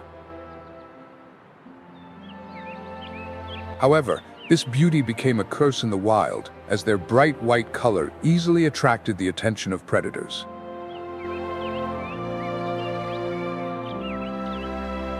But with compassion, the gods did not take away the zebra's light. Instead, they added dark stripes like shadows, helping them blend into nature and avoid lurking dangers. And the secret behind these black and white stripes is not just for camouflage. Modern scientific studies have shown that these stripes are not just part of their fur, but a brilliant survival strategy. During the hot summer days, when the zebra herds face swarms of tsetse flies carrying deadly diseases, their stripes confuse and disorient the flies. The stripes throw off the flies' sense of direction, and they immediately fly away, leaving the zebras free to move without disturbance. As dusk falls, the zebra's stripes take on a new function, helping them become less visible in the dark. When night comes, predators like lions and leopards struggle to find zebras between the light and shadows, giving them a chance to survive. In nature, every creature must find a way to protect itself, from defensive strategies to the subtle timing of action, and all of them have one goal: survival. In the wild world of the savannah, life and death always go hand in hand, and in this journey, the zebra, a true warrior of nature, faces an unceasing battle for survival. When the sunlight shines through the tall grasses, the zebra, seemingly vulnerable, turns into an untouchable shadow. Their black and white stripes are not just beauty, but a perfect survival strategy. In large zebra herds, the predation rate is reduced by 25% compared to species without camouflage. This number is not just a statistic, but lives saved. Stories of survival continuing to be written. Unlike animals like moose, whose reproduction is synchronized with the rainy season to ensure calf survival, zebras have a more flexible breeding strategy. They give birth year-round, but most foals are born during the rainy season when food and water are abundant. Each birth is a miracle for the zebra. The young, weighing about 30 kilograms, face a great challenge from the moment they are born. They must try to stand up immediately, despite their shaky legs.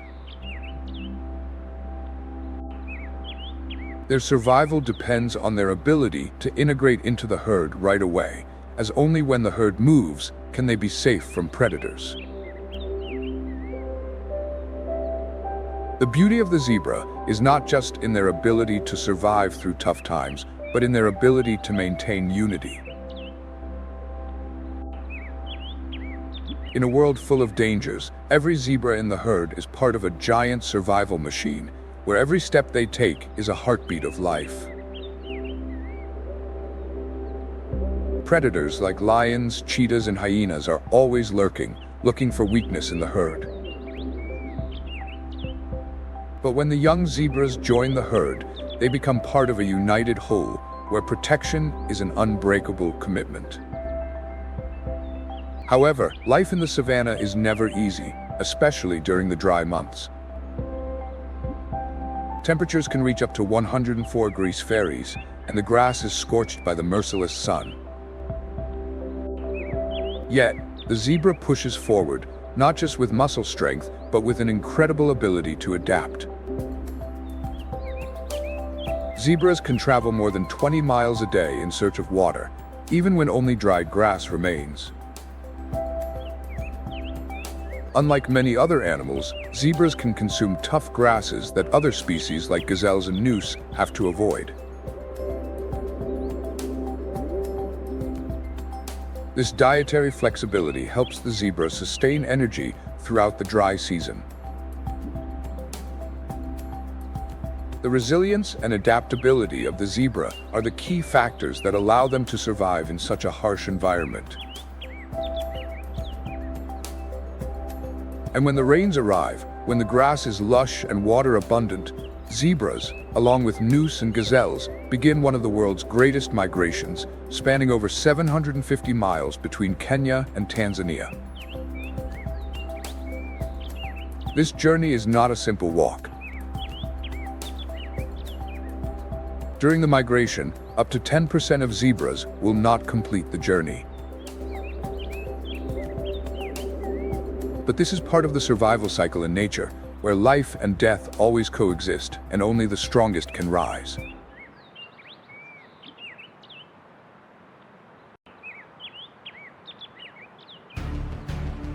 When the zebra herd steps into the Mara River, they are entering a life or death battle.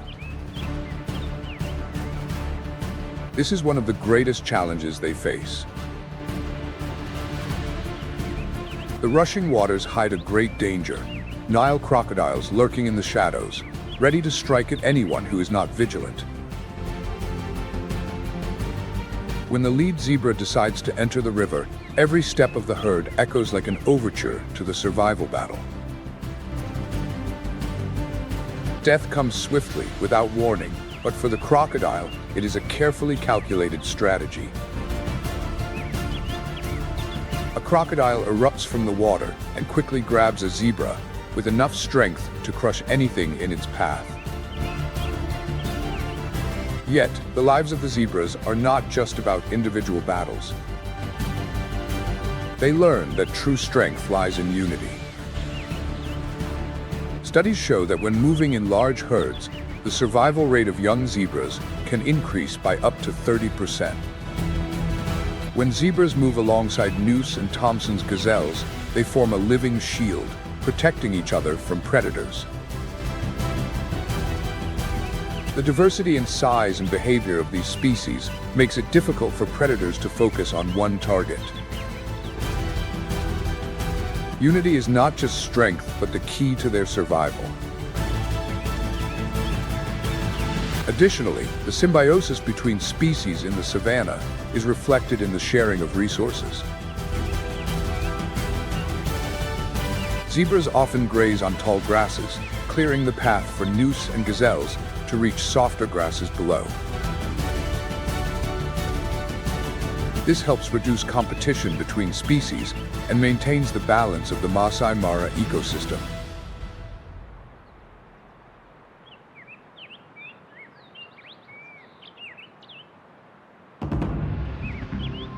As the sun sets, the savanna seems tranquil, but in reality, it is a stage for intense symphonies of tension.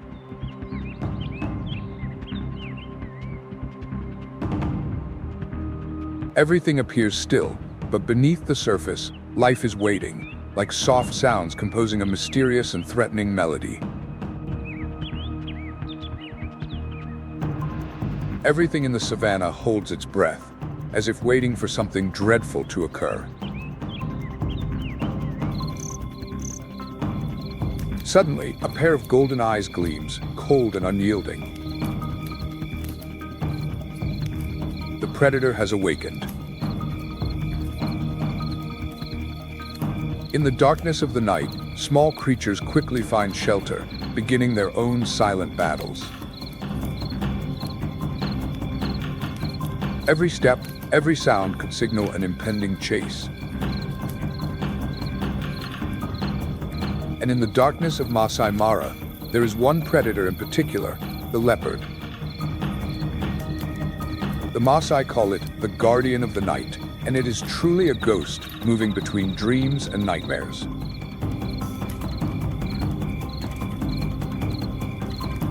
With its golden eyes glowing like torches in the dark, the leopard sees both the fear and the survival instinct of its prey before launching a fatal attack.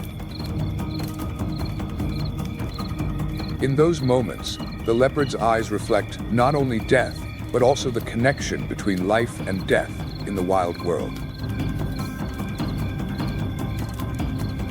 In the wild kingdom of the savanna, where life and death always coexist, the leopard, this mystical creature, has a special mission: to protect the vulnerable from the most ruthless predators.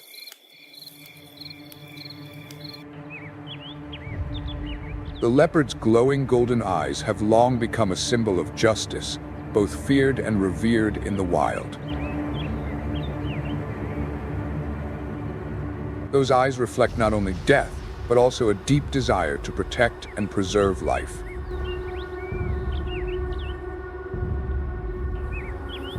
In the twilight shadows, the leopard becomes a ghost, silent and without a roar, just light footsteps gliding through thick grasses, silently ruling this kingdom. But behind that stillness, the leopard is a highly precise and patient predator. With a smaller body than lions and cheetahs, this is not a weakness, but an advantage in the world of large predators. Lions and cheetahs rely on strength and speed, but the leopard thrives on patience and finesse. A single leap of the leopard can span up to 20 feet, the length of a car, and in an instant, its prey is trapped in its sharp claws. The leopard's body is perfectly designed for hunting. Its silent steps, sharp eyes, and perfect spotted coat allow it to blend into the darkness of the savanna, becoming an untouchable shadow. Capable of reaching speeds up to 36 miles per hour, the leopard is not only an elite hunter, but an artist of patience. Its strides are not only fast, but also highly precise, ensuring it always strikes from the perfect position.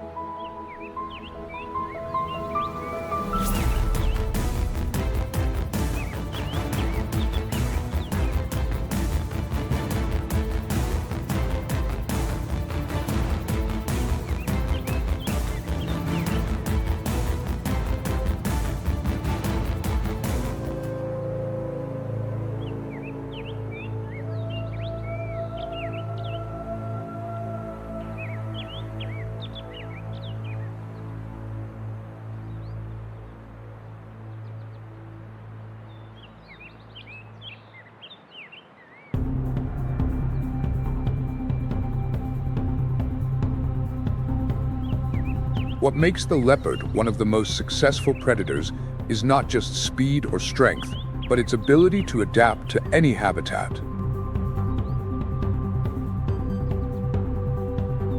They do not only live in the savanna, but also thrive in dense forests, on high mountains, and even expansive grasslands.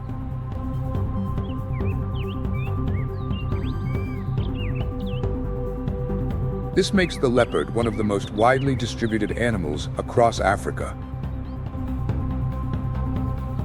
And during difficult times, when the rains come, powerful storms bring life, and zebra and gazelle herds gather to enjoy the abundance of nature.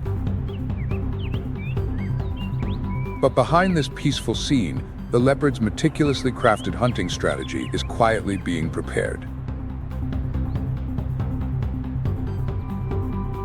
During the rainy season, when food becomes abundant, the leopard grows even more aggressive. When herds of large animals like gazelles and zebras gather to enjoy the fresh grasses, the leopard does not compete for food with them, but prepares for the next hunt. The leopard's presence during the rainy season is not just an intrusion into the lives of other species, but also a part of the ecological cycle of the savanna. In the wild world of the savanna, while the rains bring new life, they also bring significant challenges.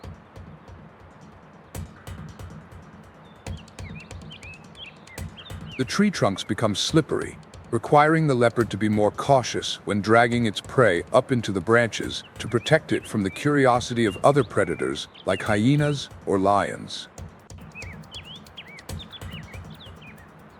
A A wise strategy of the leopard is not just hunting, but also seeking protection for its meal.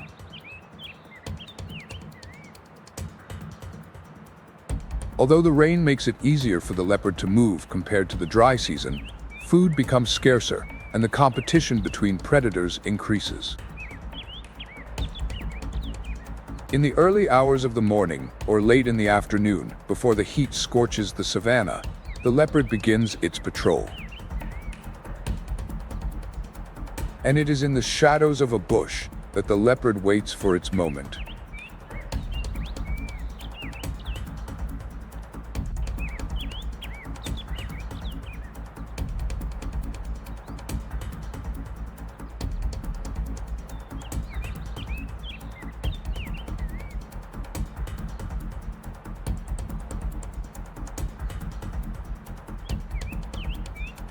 By hunting herbivores, such as gazelles, young zebras, or even large birds, the leopard helps control their numbers, preventing overcrowding and depletion of natural resources.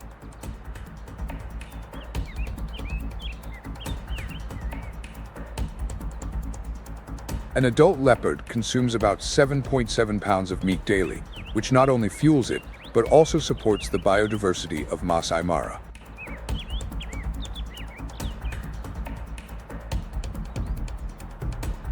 Life in nature is truly interconnected, and the death of one creature can nourish the life of others.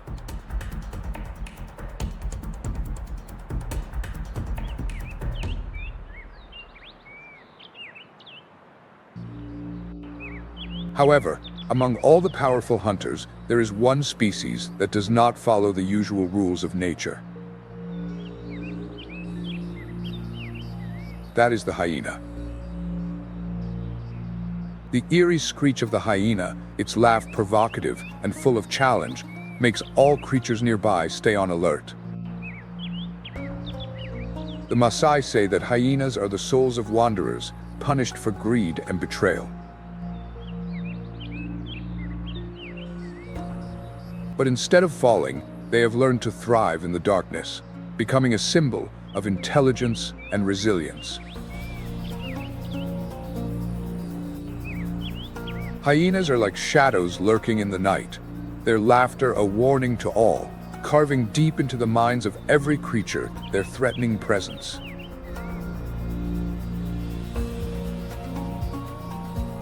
They do not rely on the strength of other predators, but on their wit and patience, rising from the darkness to become ruthless conquerors.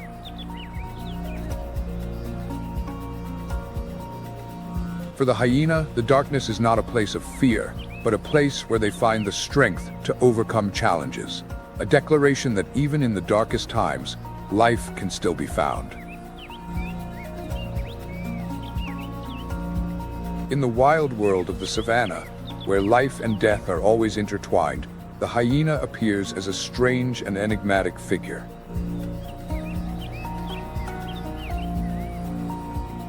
Often considered a cunning creature, living on the edge between life and destruction, it is the hyena's persistence, intelligence, and ability to seize every opportunity that makes it one of the fiercest warriors of the savanna. They are not only predators, but also the cleaners of nature, maintaining ecological balance.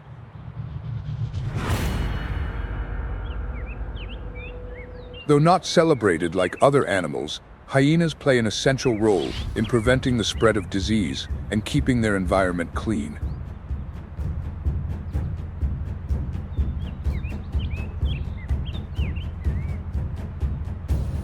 However, they are often misperceived as sly creatures living off the leftovers of others.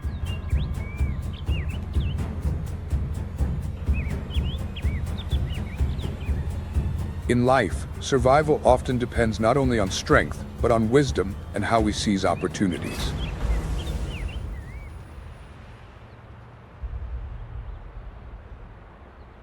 With their strong build and powerful jaws, hyenas are known as bone crushers in the animal kingdom. A single bite from a hyena can be twice as strong as a leopard's bite and stronger than a lion's, enough to crush large bones and access marrow, valuable nutrition that few animals can reach.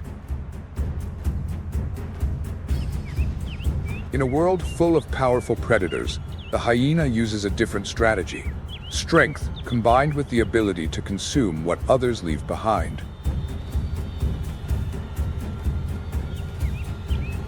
With an extraordinarily sensitive sense of smell, the hyena can detect decaying flesh from over 3 miles away, ensuring they are always ready to feast when the opportunity arises. They are not like leopards or lions that chase prey. Instead, hyenas seek out leftovers that other species have abandoned. When a leopard drags the carcass of a Thompson's gazelle into a tree, it isn't long before a pack of hyenas arrives, waiting with the desire to take over the feast. But the life of the hyena is not always easy.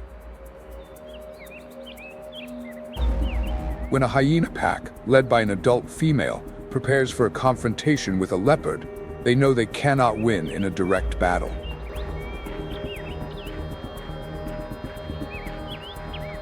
However, their strength lies not just in combat, but in their exceptional social organization. The hyena pack works like an army, closely coordinating with intelligence and patience to achieve their goal.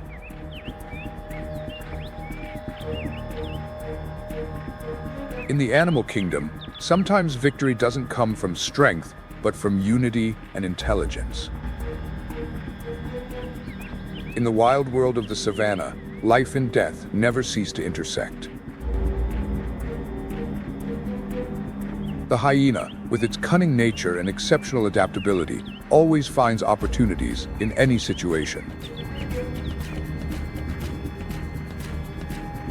Although often considered scavengers, hyenas are skilled hunters.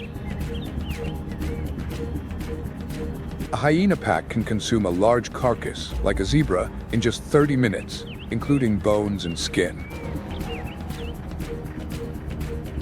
Despite being scavengers, about 50% of the hyena's diet comes from prey they hunt themselves. With their highly effective group hunting strategy, hyenas can take down prey much larger than themselves, like buffalo or zebra, thanks to their cooperation and endurance. The true power of an animal does not come only from its body, but also from its ability to work together. Each hyena in the pack plays an important role, helping to accelerate the hunting process and ensuring the survival of the entire group.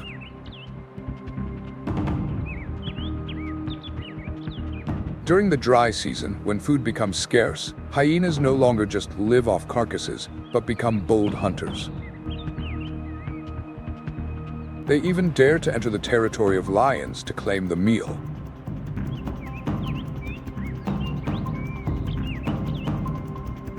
The sight of hyenas mocking and challenging lions as they steal a piece of meat is a familiar image in Kenya.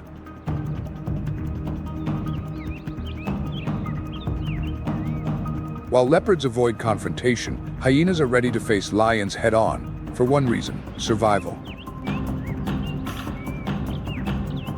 They are not afraid, but fight to ensure their continued existence. These confrontations, though noisy, have a quiet purpose: maintaining the balance of nature.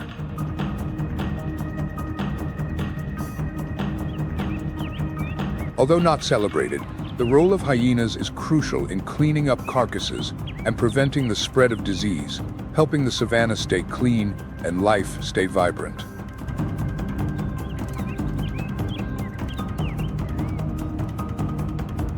Hyenas, with their boldness and determination, never back down from a challenge. What do you think about the battle between them and lions?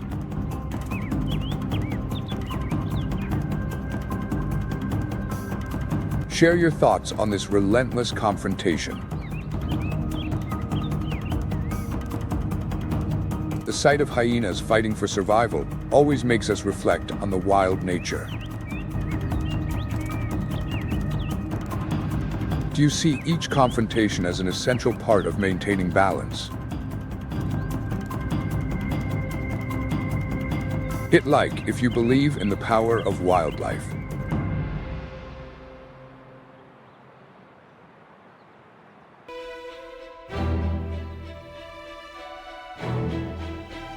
But the very strength that binds them can also become the blade that tears them apart. For others, it is a great pilgrimage, a vow to answer the invisible call of ancestors. For some, life is a relentless conquest, a battle for every inch of territory. Here, alliances are forged in trial by fire, and brotherhoods are tempered through hardship. These are the sagas of rise and fall, of survival and sacrifice, where legends are etched into the very soul of the wild. Whether ruler or traveler, every creature must contend with an unforgiving world.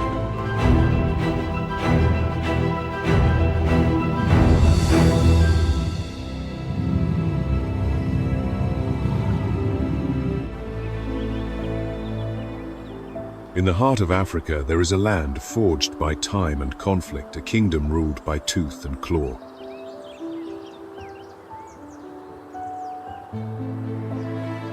Here on the sun-scorched savannas of Mala Mala, a new day reveals an ancient story written in blood and dust.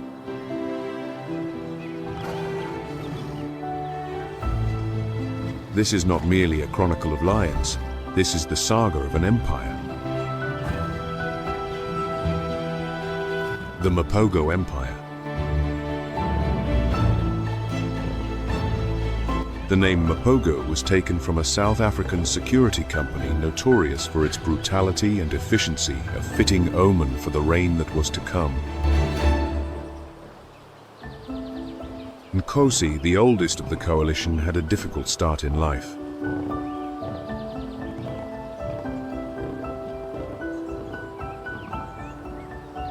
Separated from his pride at just 20 months old, he was forced to wander alone.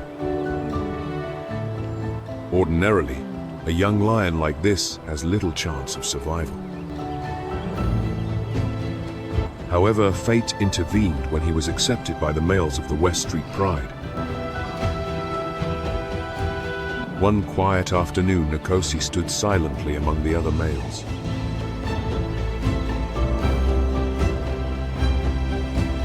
No one suspected he was about to become part of the most formidable coalition in natural history.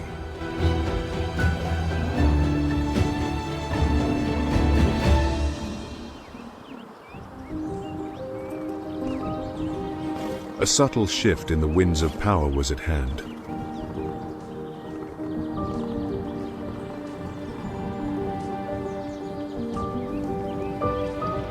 Led by the seasoned Nkosi, 5 young bloodlines, each with a fire in its eyes, broke away.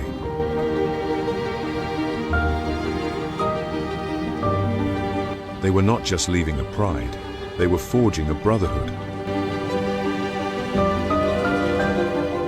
And with their departure, a tremor of change rippled across the savannah.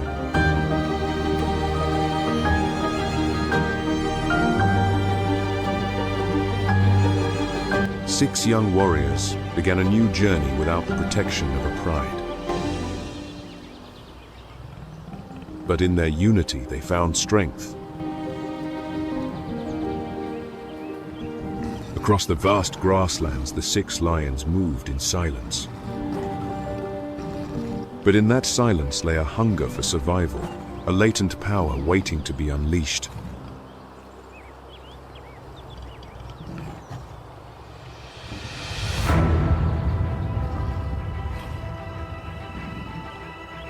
For the first time, the Mpogo coalition confronted a herd of Cape buffalo.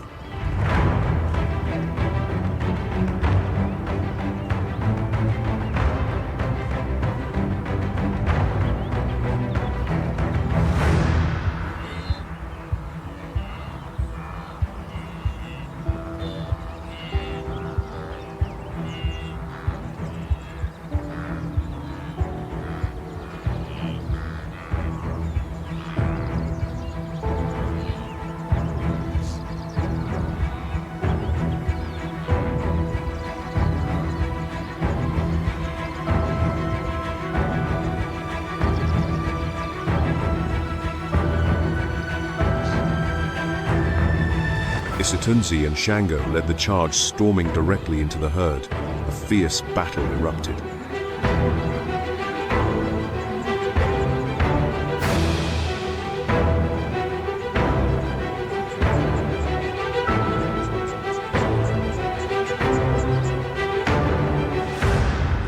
Finally, after hours of struggle, a mature buffalo fell. They were no longer weak, solitary individuals, but an invincible alliance. But the peace was not to last. In mid-2006, the Mapogo coalition advanced into the northern Sabi Sand.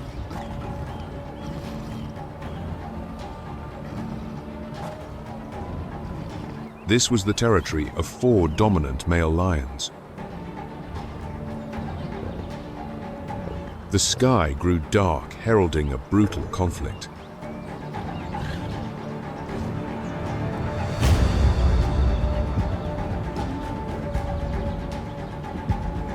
The confrontation was savage.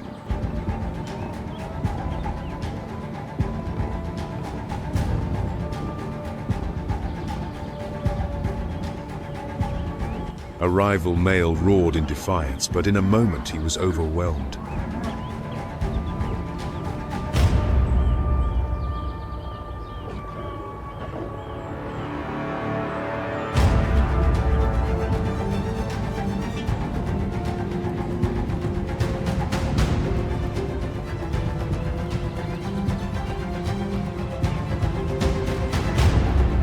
The other 3 fled, leaving the Ottawa pride of 3 lionesses and 11 cubs behind.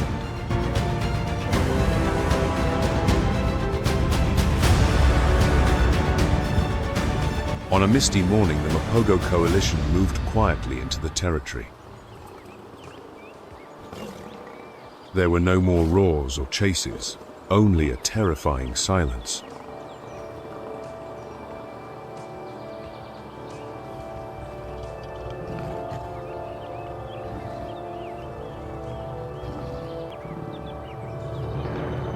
In a calculated act of brutality, Shango enforced the cold logic of the conqueror.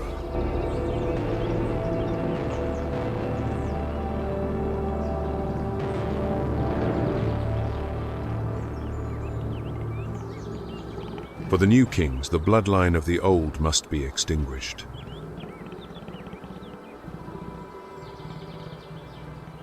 It was a horrific yet necessary foundation for their new dynasty.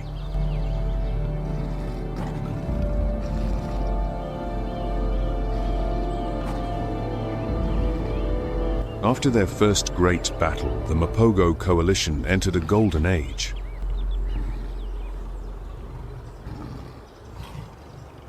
Six warriors patrolled their new lands, with none daring to challenge them.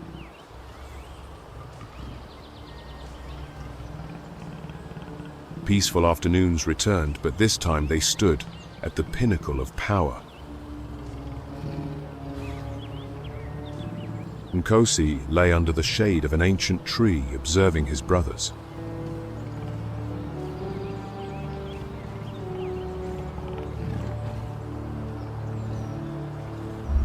Rojo was quieter, while Shango and Isitunzi continued to display their aggression.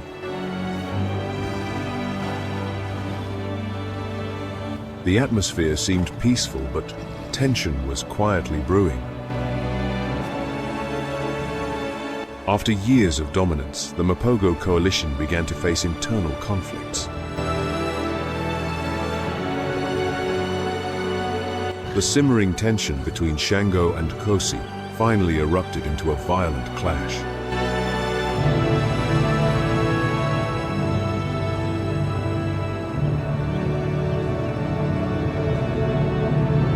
Their rivalry, born from countless disputes over mating rights and spoils, finally fractured the brotherhood.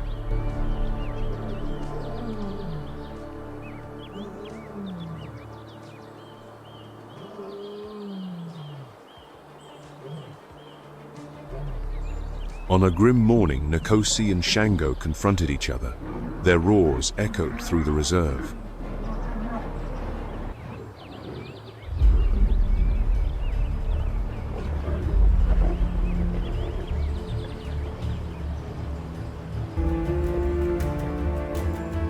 In 2008, the coalition officially split into two factions.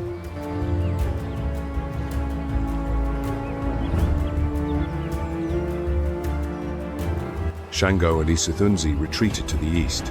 Nkosi Roho Moya and Makovu held the western territory.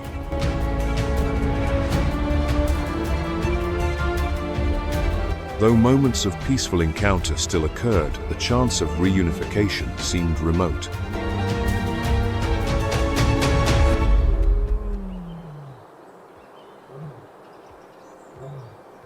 In the east, Shango and Isathunzi quickly established their authority.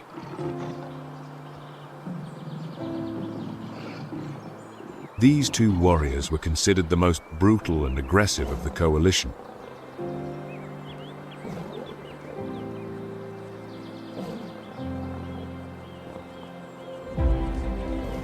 They not only defended their own territory, but also acted as a shield for their brothers in the west.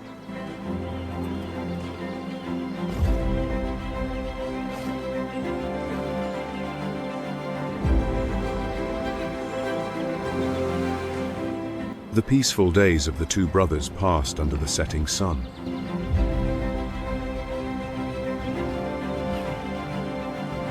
But a new threat was quietly approaching.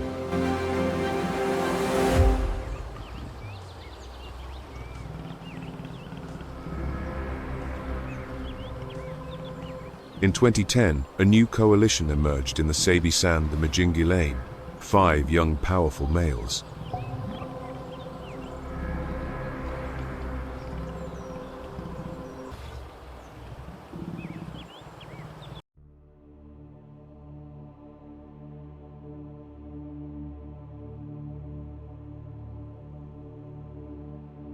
When the planet whispers its ancient secrets, it is not always in thunder or storm.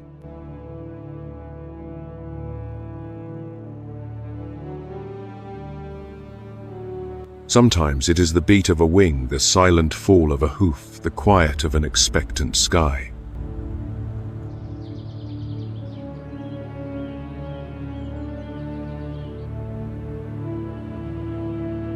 All across the world, creatures of all shapes and sizes are answering these ancestral calls.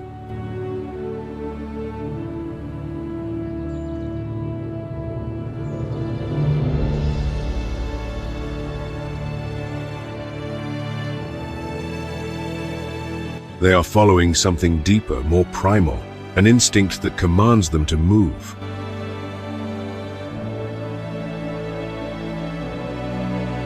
From blistering savannas to the frozen north, from remote islands to dense forests, they travel for food, for shelter, and for a safe place to continue life.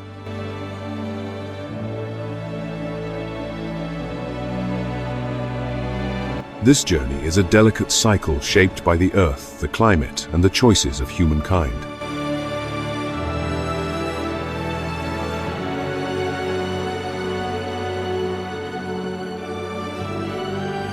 These are the tales of extraordinary journeys, not of mythical heroes, but of animals facing countless obstacles simply to exist.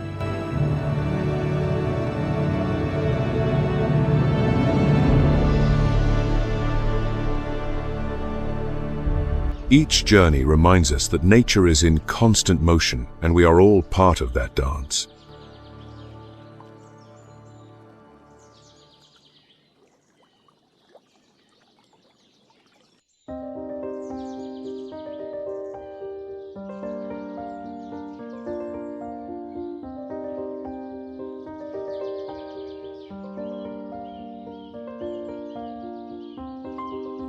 It is lighter than a slip of paper, a fragile jewel of life carried on wings like stained glass.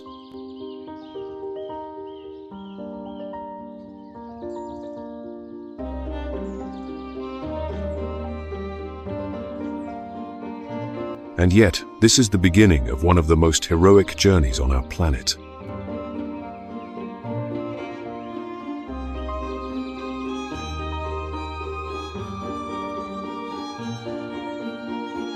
They are born in southern Canada and the northern United States.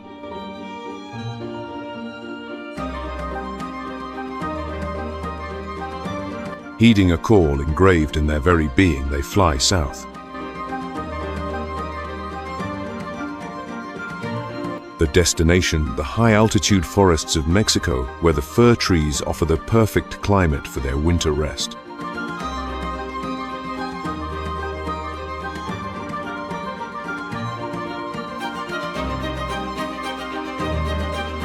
What is astonishing is that no single butterfly completes the round trip.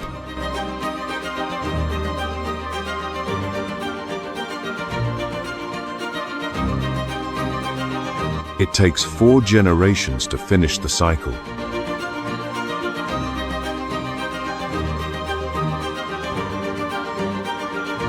Only the 4th, the migratory generation, lives up to 8 times longer, capable of flying thousands of miles without ever having traveled the route before.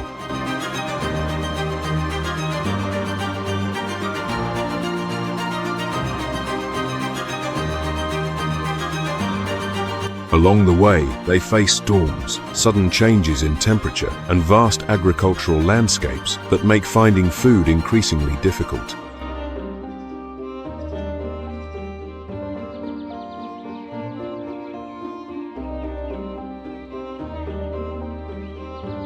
The caterpillar's primary food, the milkweed plant, is vanishing rapidly due to pesticides and crop expansion.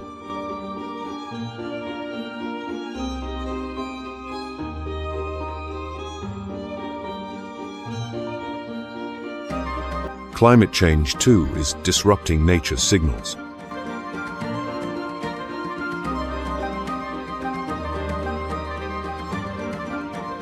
Some monarch butterfly populations have declined by as much as 81%.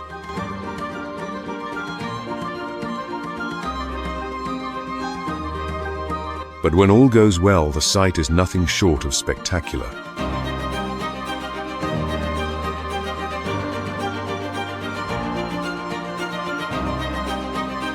In the mountains of Michoacán, millions of butterflies cloak the branches like living flowers.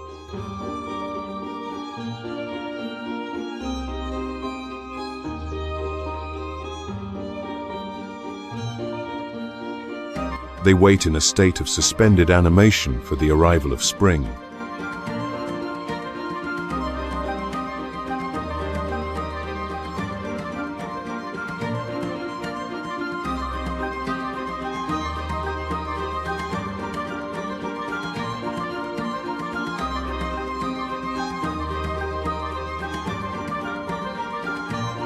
Then they awaken, they mate, and the journey home begins once more.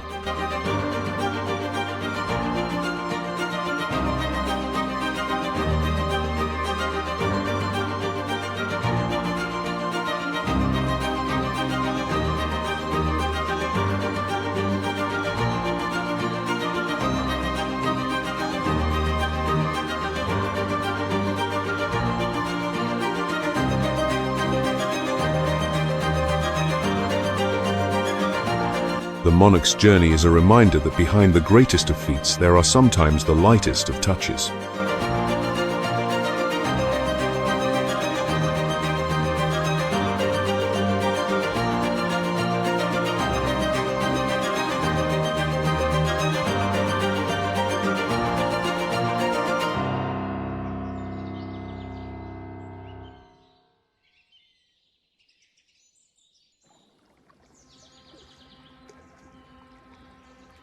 As the heat of East Africa parches the plains, one particular place explodes into a vibrant pink.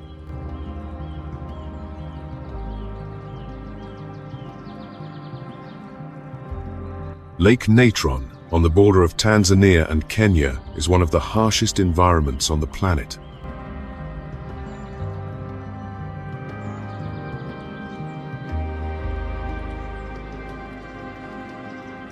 Its water is highly alkaline, with temperatures that can reach 140 degrees Fahrenheit and a pH that exceeds 10.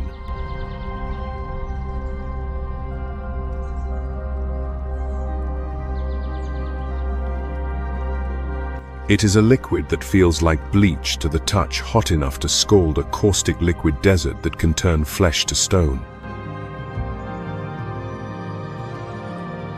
A true liquid dessert.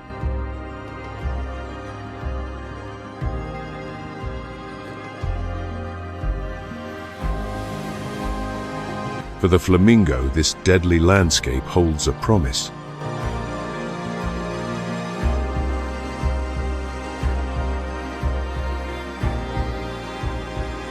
It is as if they have made a pact with the caustic waters, finding in the very heart of danger the ultimate sanctuary.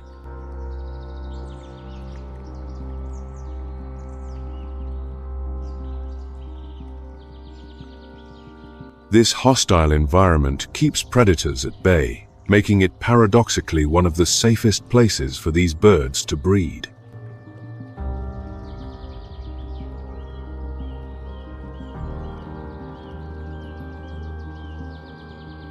A land that seems dead becomes a nursery teeming with life.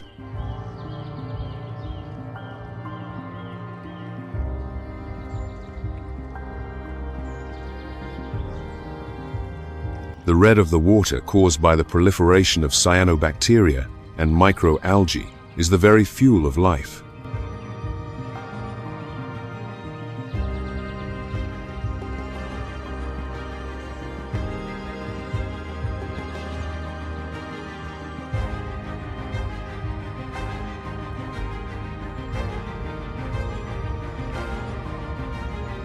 From these waters, the flamingos absorb not just their nourishment, but their very essence.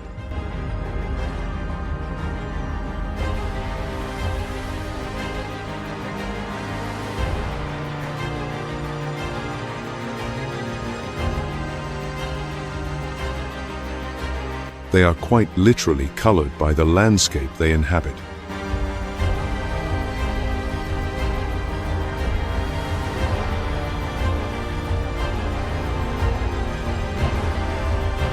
The more they eat, the more brilliant their pink plumage becomes.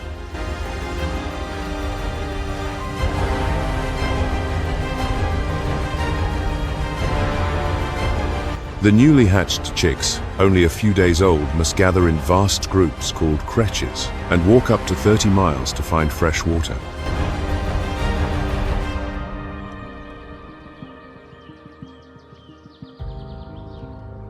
This first journey is their first great test.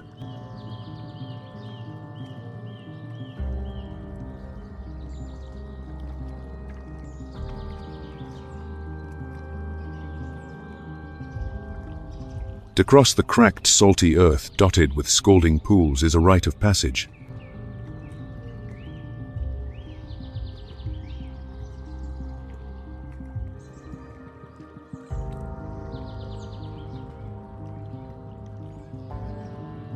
Beauty persists in a desolate landscape.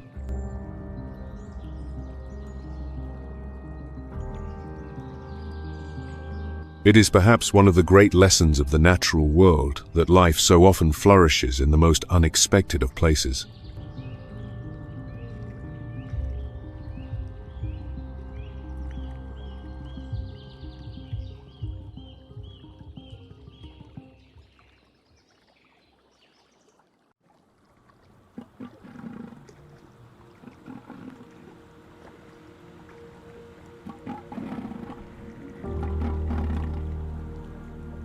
In the high Arctic, where ice meets sea, there is a creature that bears the stamp of survival in an extreme world, the walrus.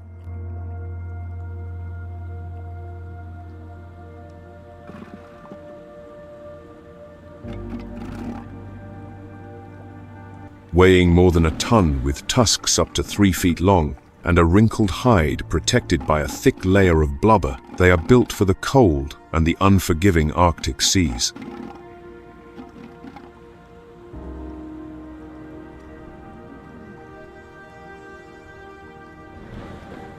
For centuries, walruses have depended on floating sea ice to rest, give birth, and protect themselves from predators.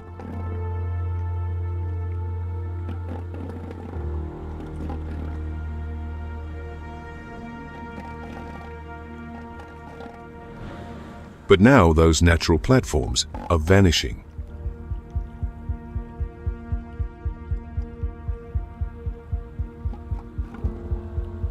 The warming of the Arctic seas has accelerated the ice melt, depriving the walrus of the foundation of its daily life.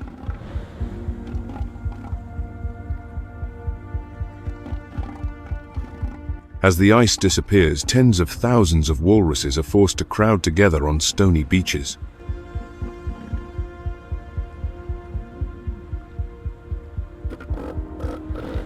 The shore was never meant to hold so many bodies at once.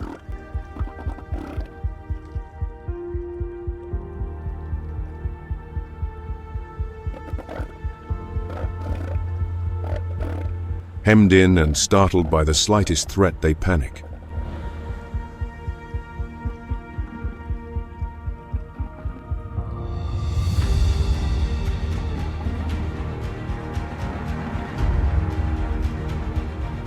And when that happens, tragedy strikes.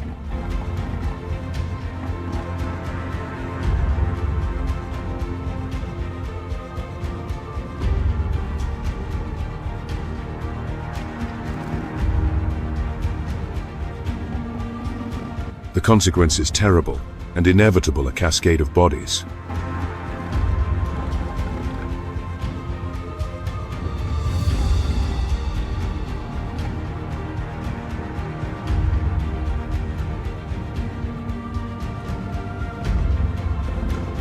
They fall not with grace, but with the crushing weight of a predictable tragedy.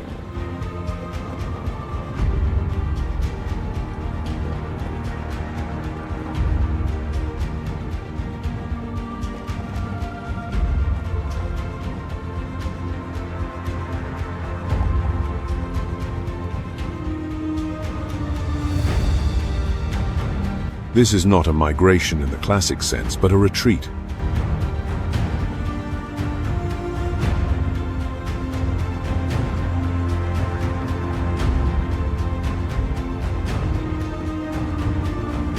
It is a desperate search for any refuge, for a safe harbor that no longer exists.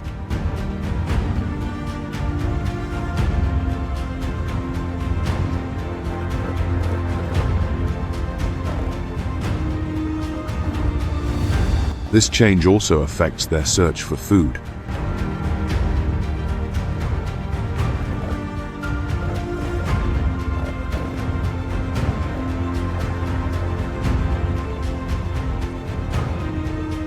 They must swim farther, expending more energy at a time when they most need to conserve it.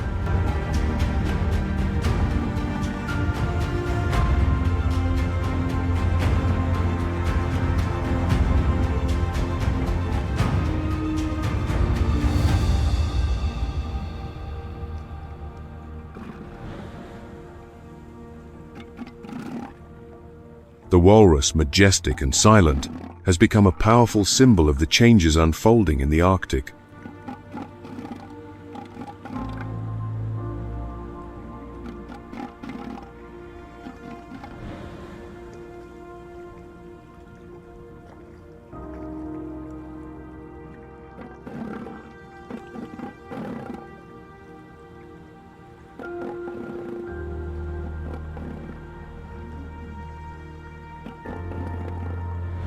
Their struggle is not just for space, but for existence itself.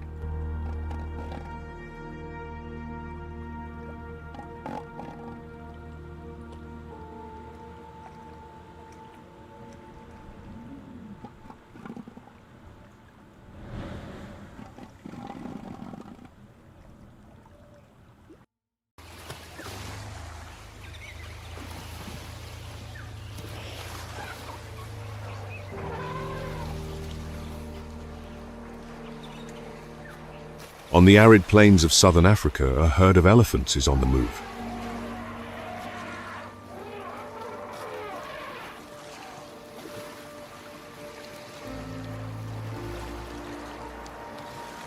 They are guided not just by instinct, but by a collective memory passed down through generations.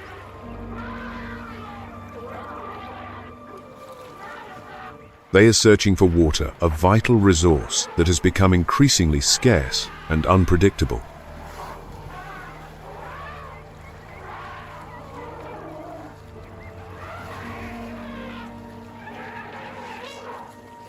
At the center of this journey is the matriarch, usually the oldest and most experienced female.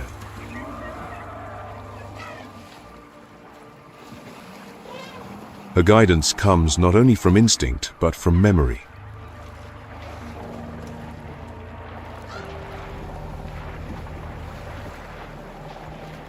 A living library of knowledge is held in the mind of a single individual, the matriarch.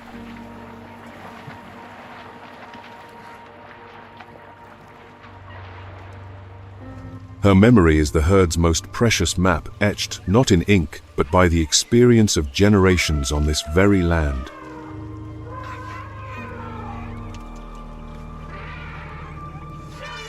Drought is not new to the savannah.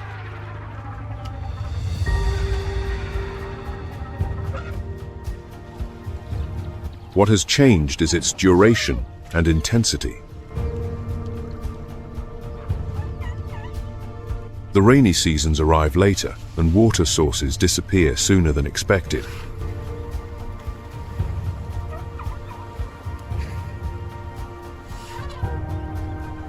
The herd must travel farther for longer under constant pressure.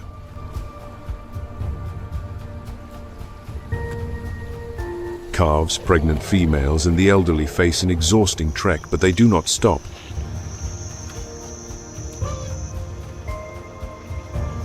When they find a small pool or a mud wallow, the herd is reborn.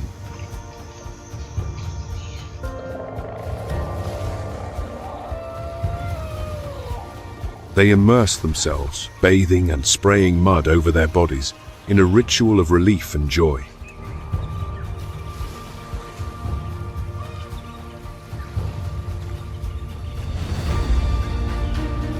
But this search also leads them into danger.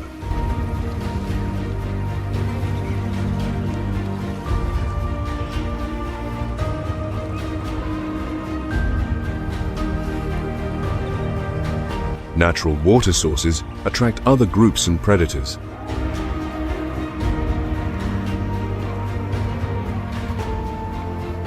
And increasingly, elephants come into conflict with human communities.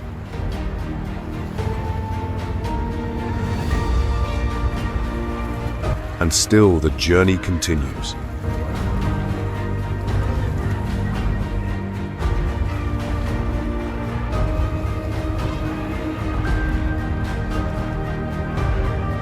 Through the heat and the dust they press on, guided by the wisdom of their matriarch.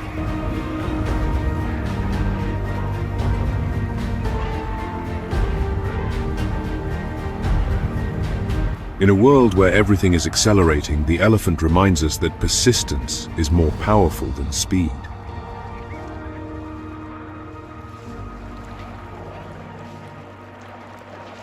They do not give up because life is a constant movement.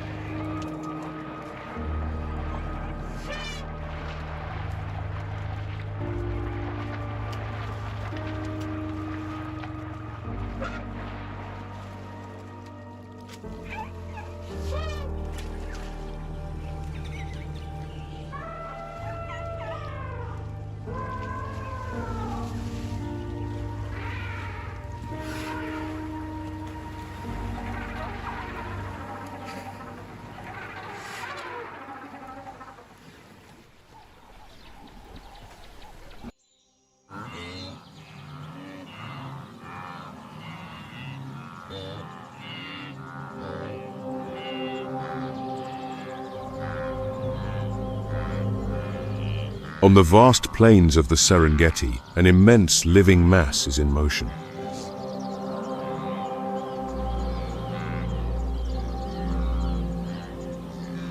Before it is a sight, it is a sound.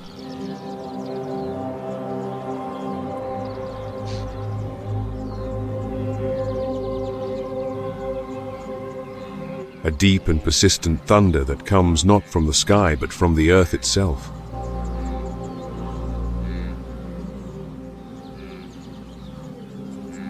This is the Great Migration, a river of life with more than 1.5 million souls flooding across the plains.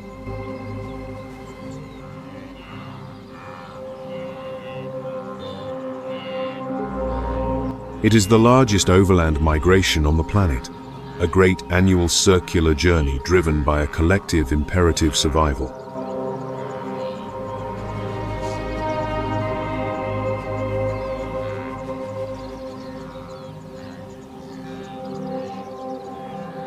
There is no general, no king, no single mind that holds the map.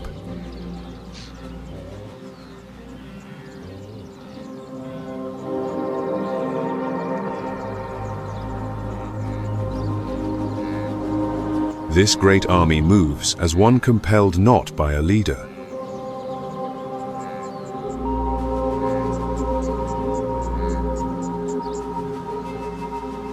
but by a rhythm felt in the blood, by a promise whispered on the wind.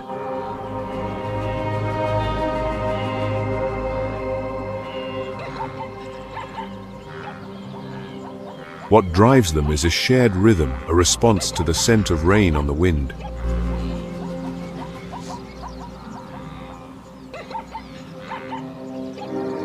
Zebra and wildebeest form a partnership for survival.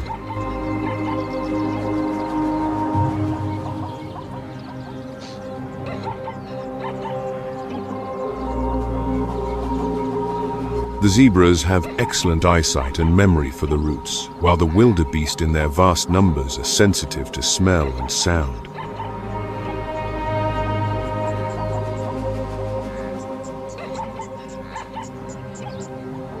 The journey is over 600 miles, crossing rivers, woodlands, and scorching plains. Along the way, predators such as lions, hyenas, and crocodiles lie in wait.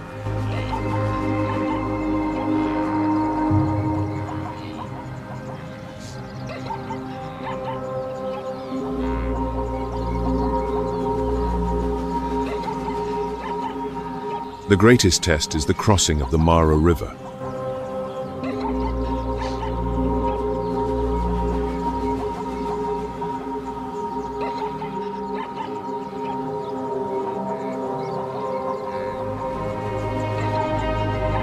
The banks are steep, the riverbed treacherous, and the murky water conceals giant crocodiles.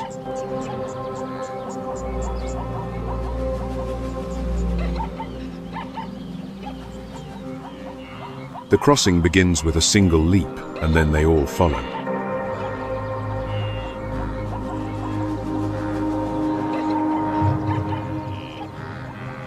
Some are swept away, but many reach the other side, exhausted but alive.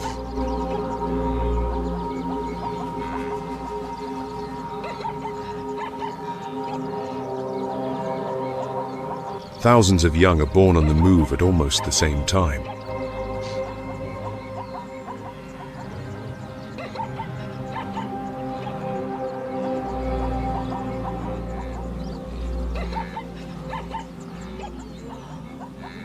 Most learn to walk in minutes and run with their mothers soon after.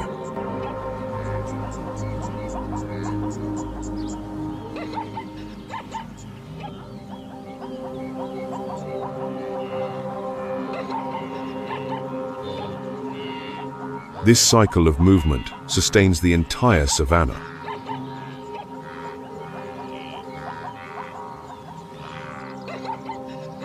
It distributes nutrients, renews the grasslands, and feeds hundreds of other species. It is a grand dance connecting generations and landscapes.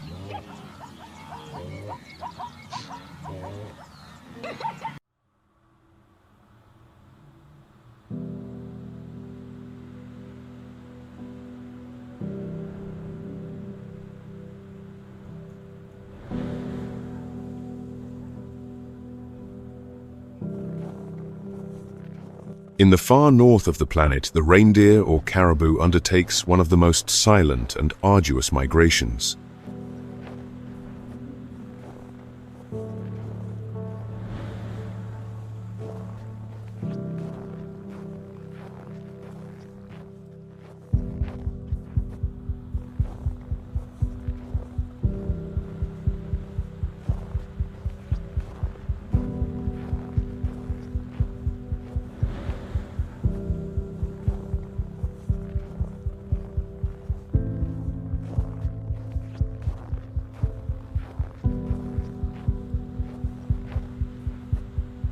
Some herds travel over 3,000 miles a year, crossing frozen valleys and climbing steep, treacherous slopes.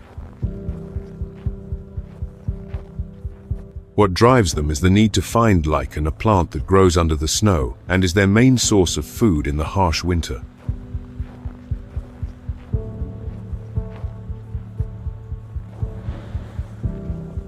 This cycle, once fairly predictable, has now changed.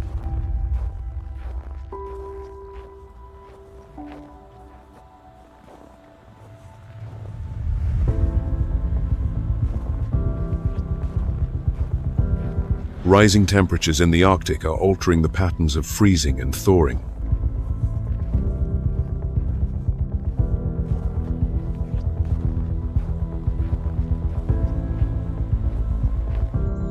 Unstable ice makes crossing rivers and lakes perilous.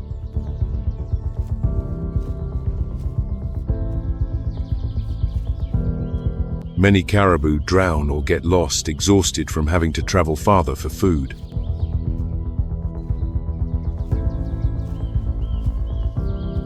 During the migration, the pregnant females lead part of the herd.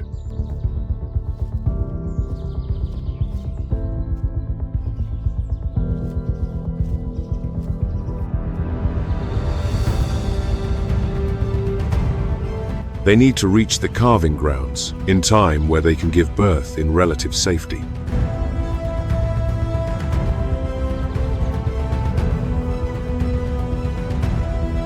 The young are born almost simultaneously over a short period, increasing their chances of survival, as predators cannot possibly catch them all.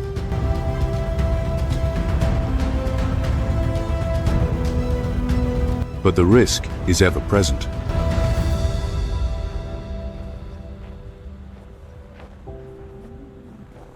White wolves patiently follow the herds, waiting for fatigue, a moment of distraction, or a gap between a mother and her calf.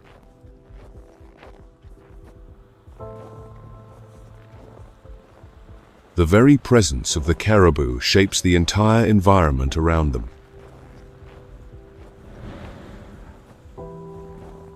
Despite the hardships, they return year after year as if the bitter cold were not an obstacle but simply part of the path.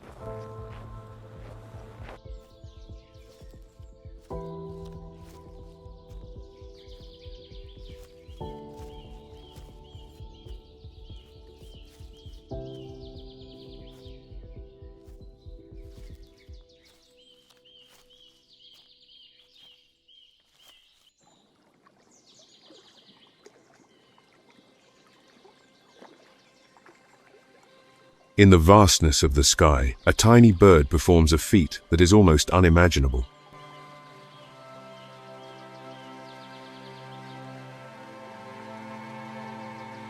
Weighing less than 4 ounces, the Arctic tern embarks each year on a journey that shatters every record on Earth.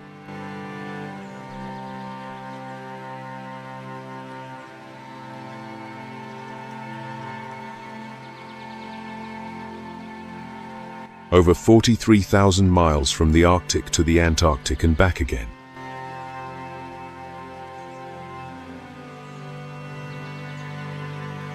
No other animal is known to travel so far.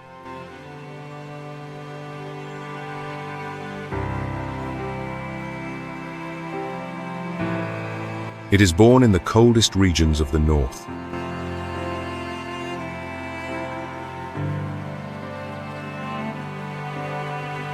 When the short summer ends, it sets off for the opposite pole of the planet, where the southern hemisphere's summer is just beginning.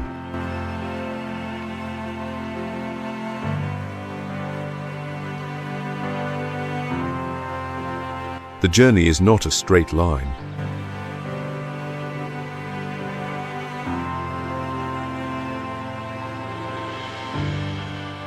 The tern flies in great sweeping arcs, taking advantage of air currents and favorable winds over the ocean.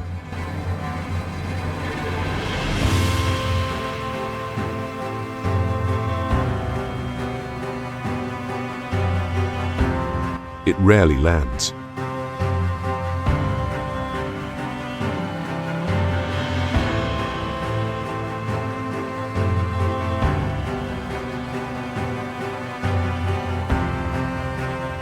It feeds on the wing-hunting small fish and crustaceans from the water's surface in swift, precise dives.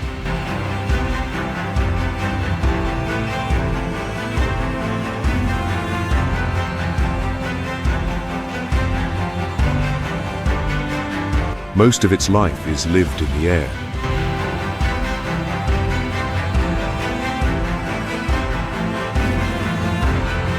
What is most impressive is that this journey happens twice a year.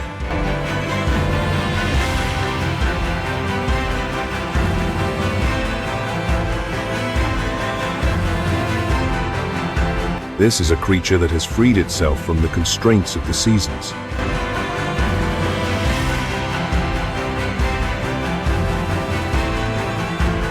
It doesn't merely endure summer. It pursues it, living a life of almost perpetual daylight.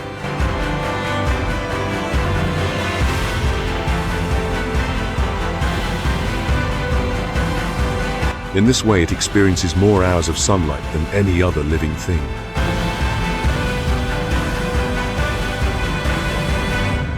And yet the toll is real.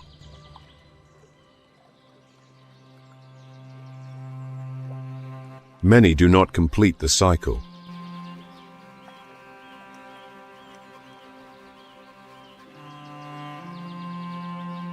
Those that survive, however, return to the exact place where they were born to find their lifelong partners. They form enduring pair bonds. This bird does not just migrate. It performs a regular circumnavigation of the planet, an eternal cycle between two opposite poles.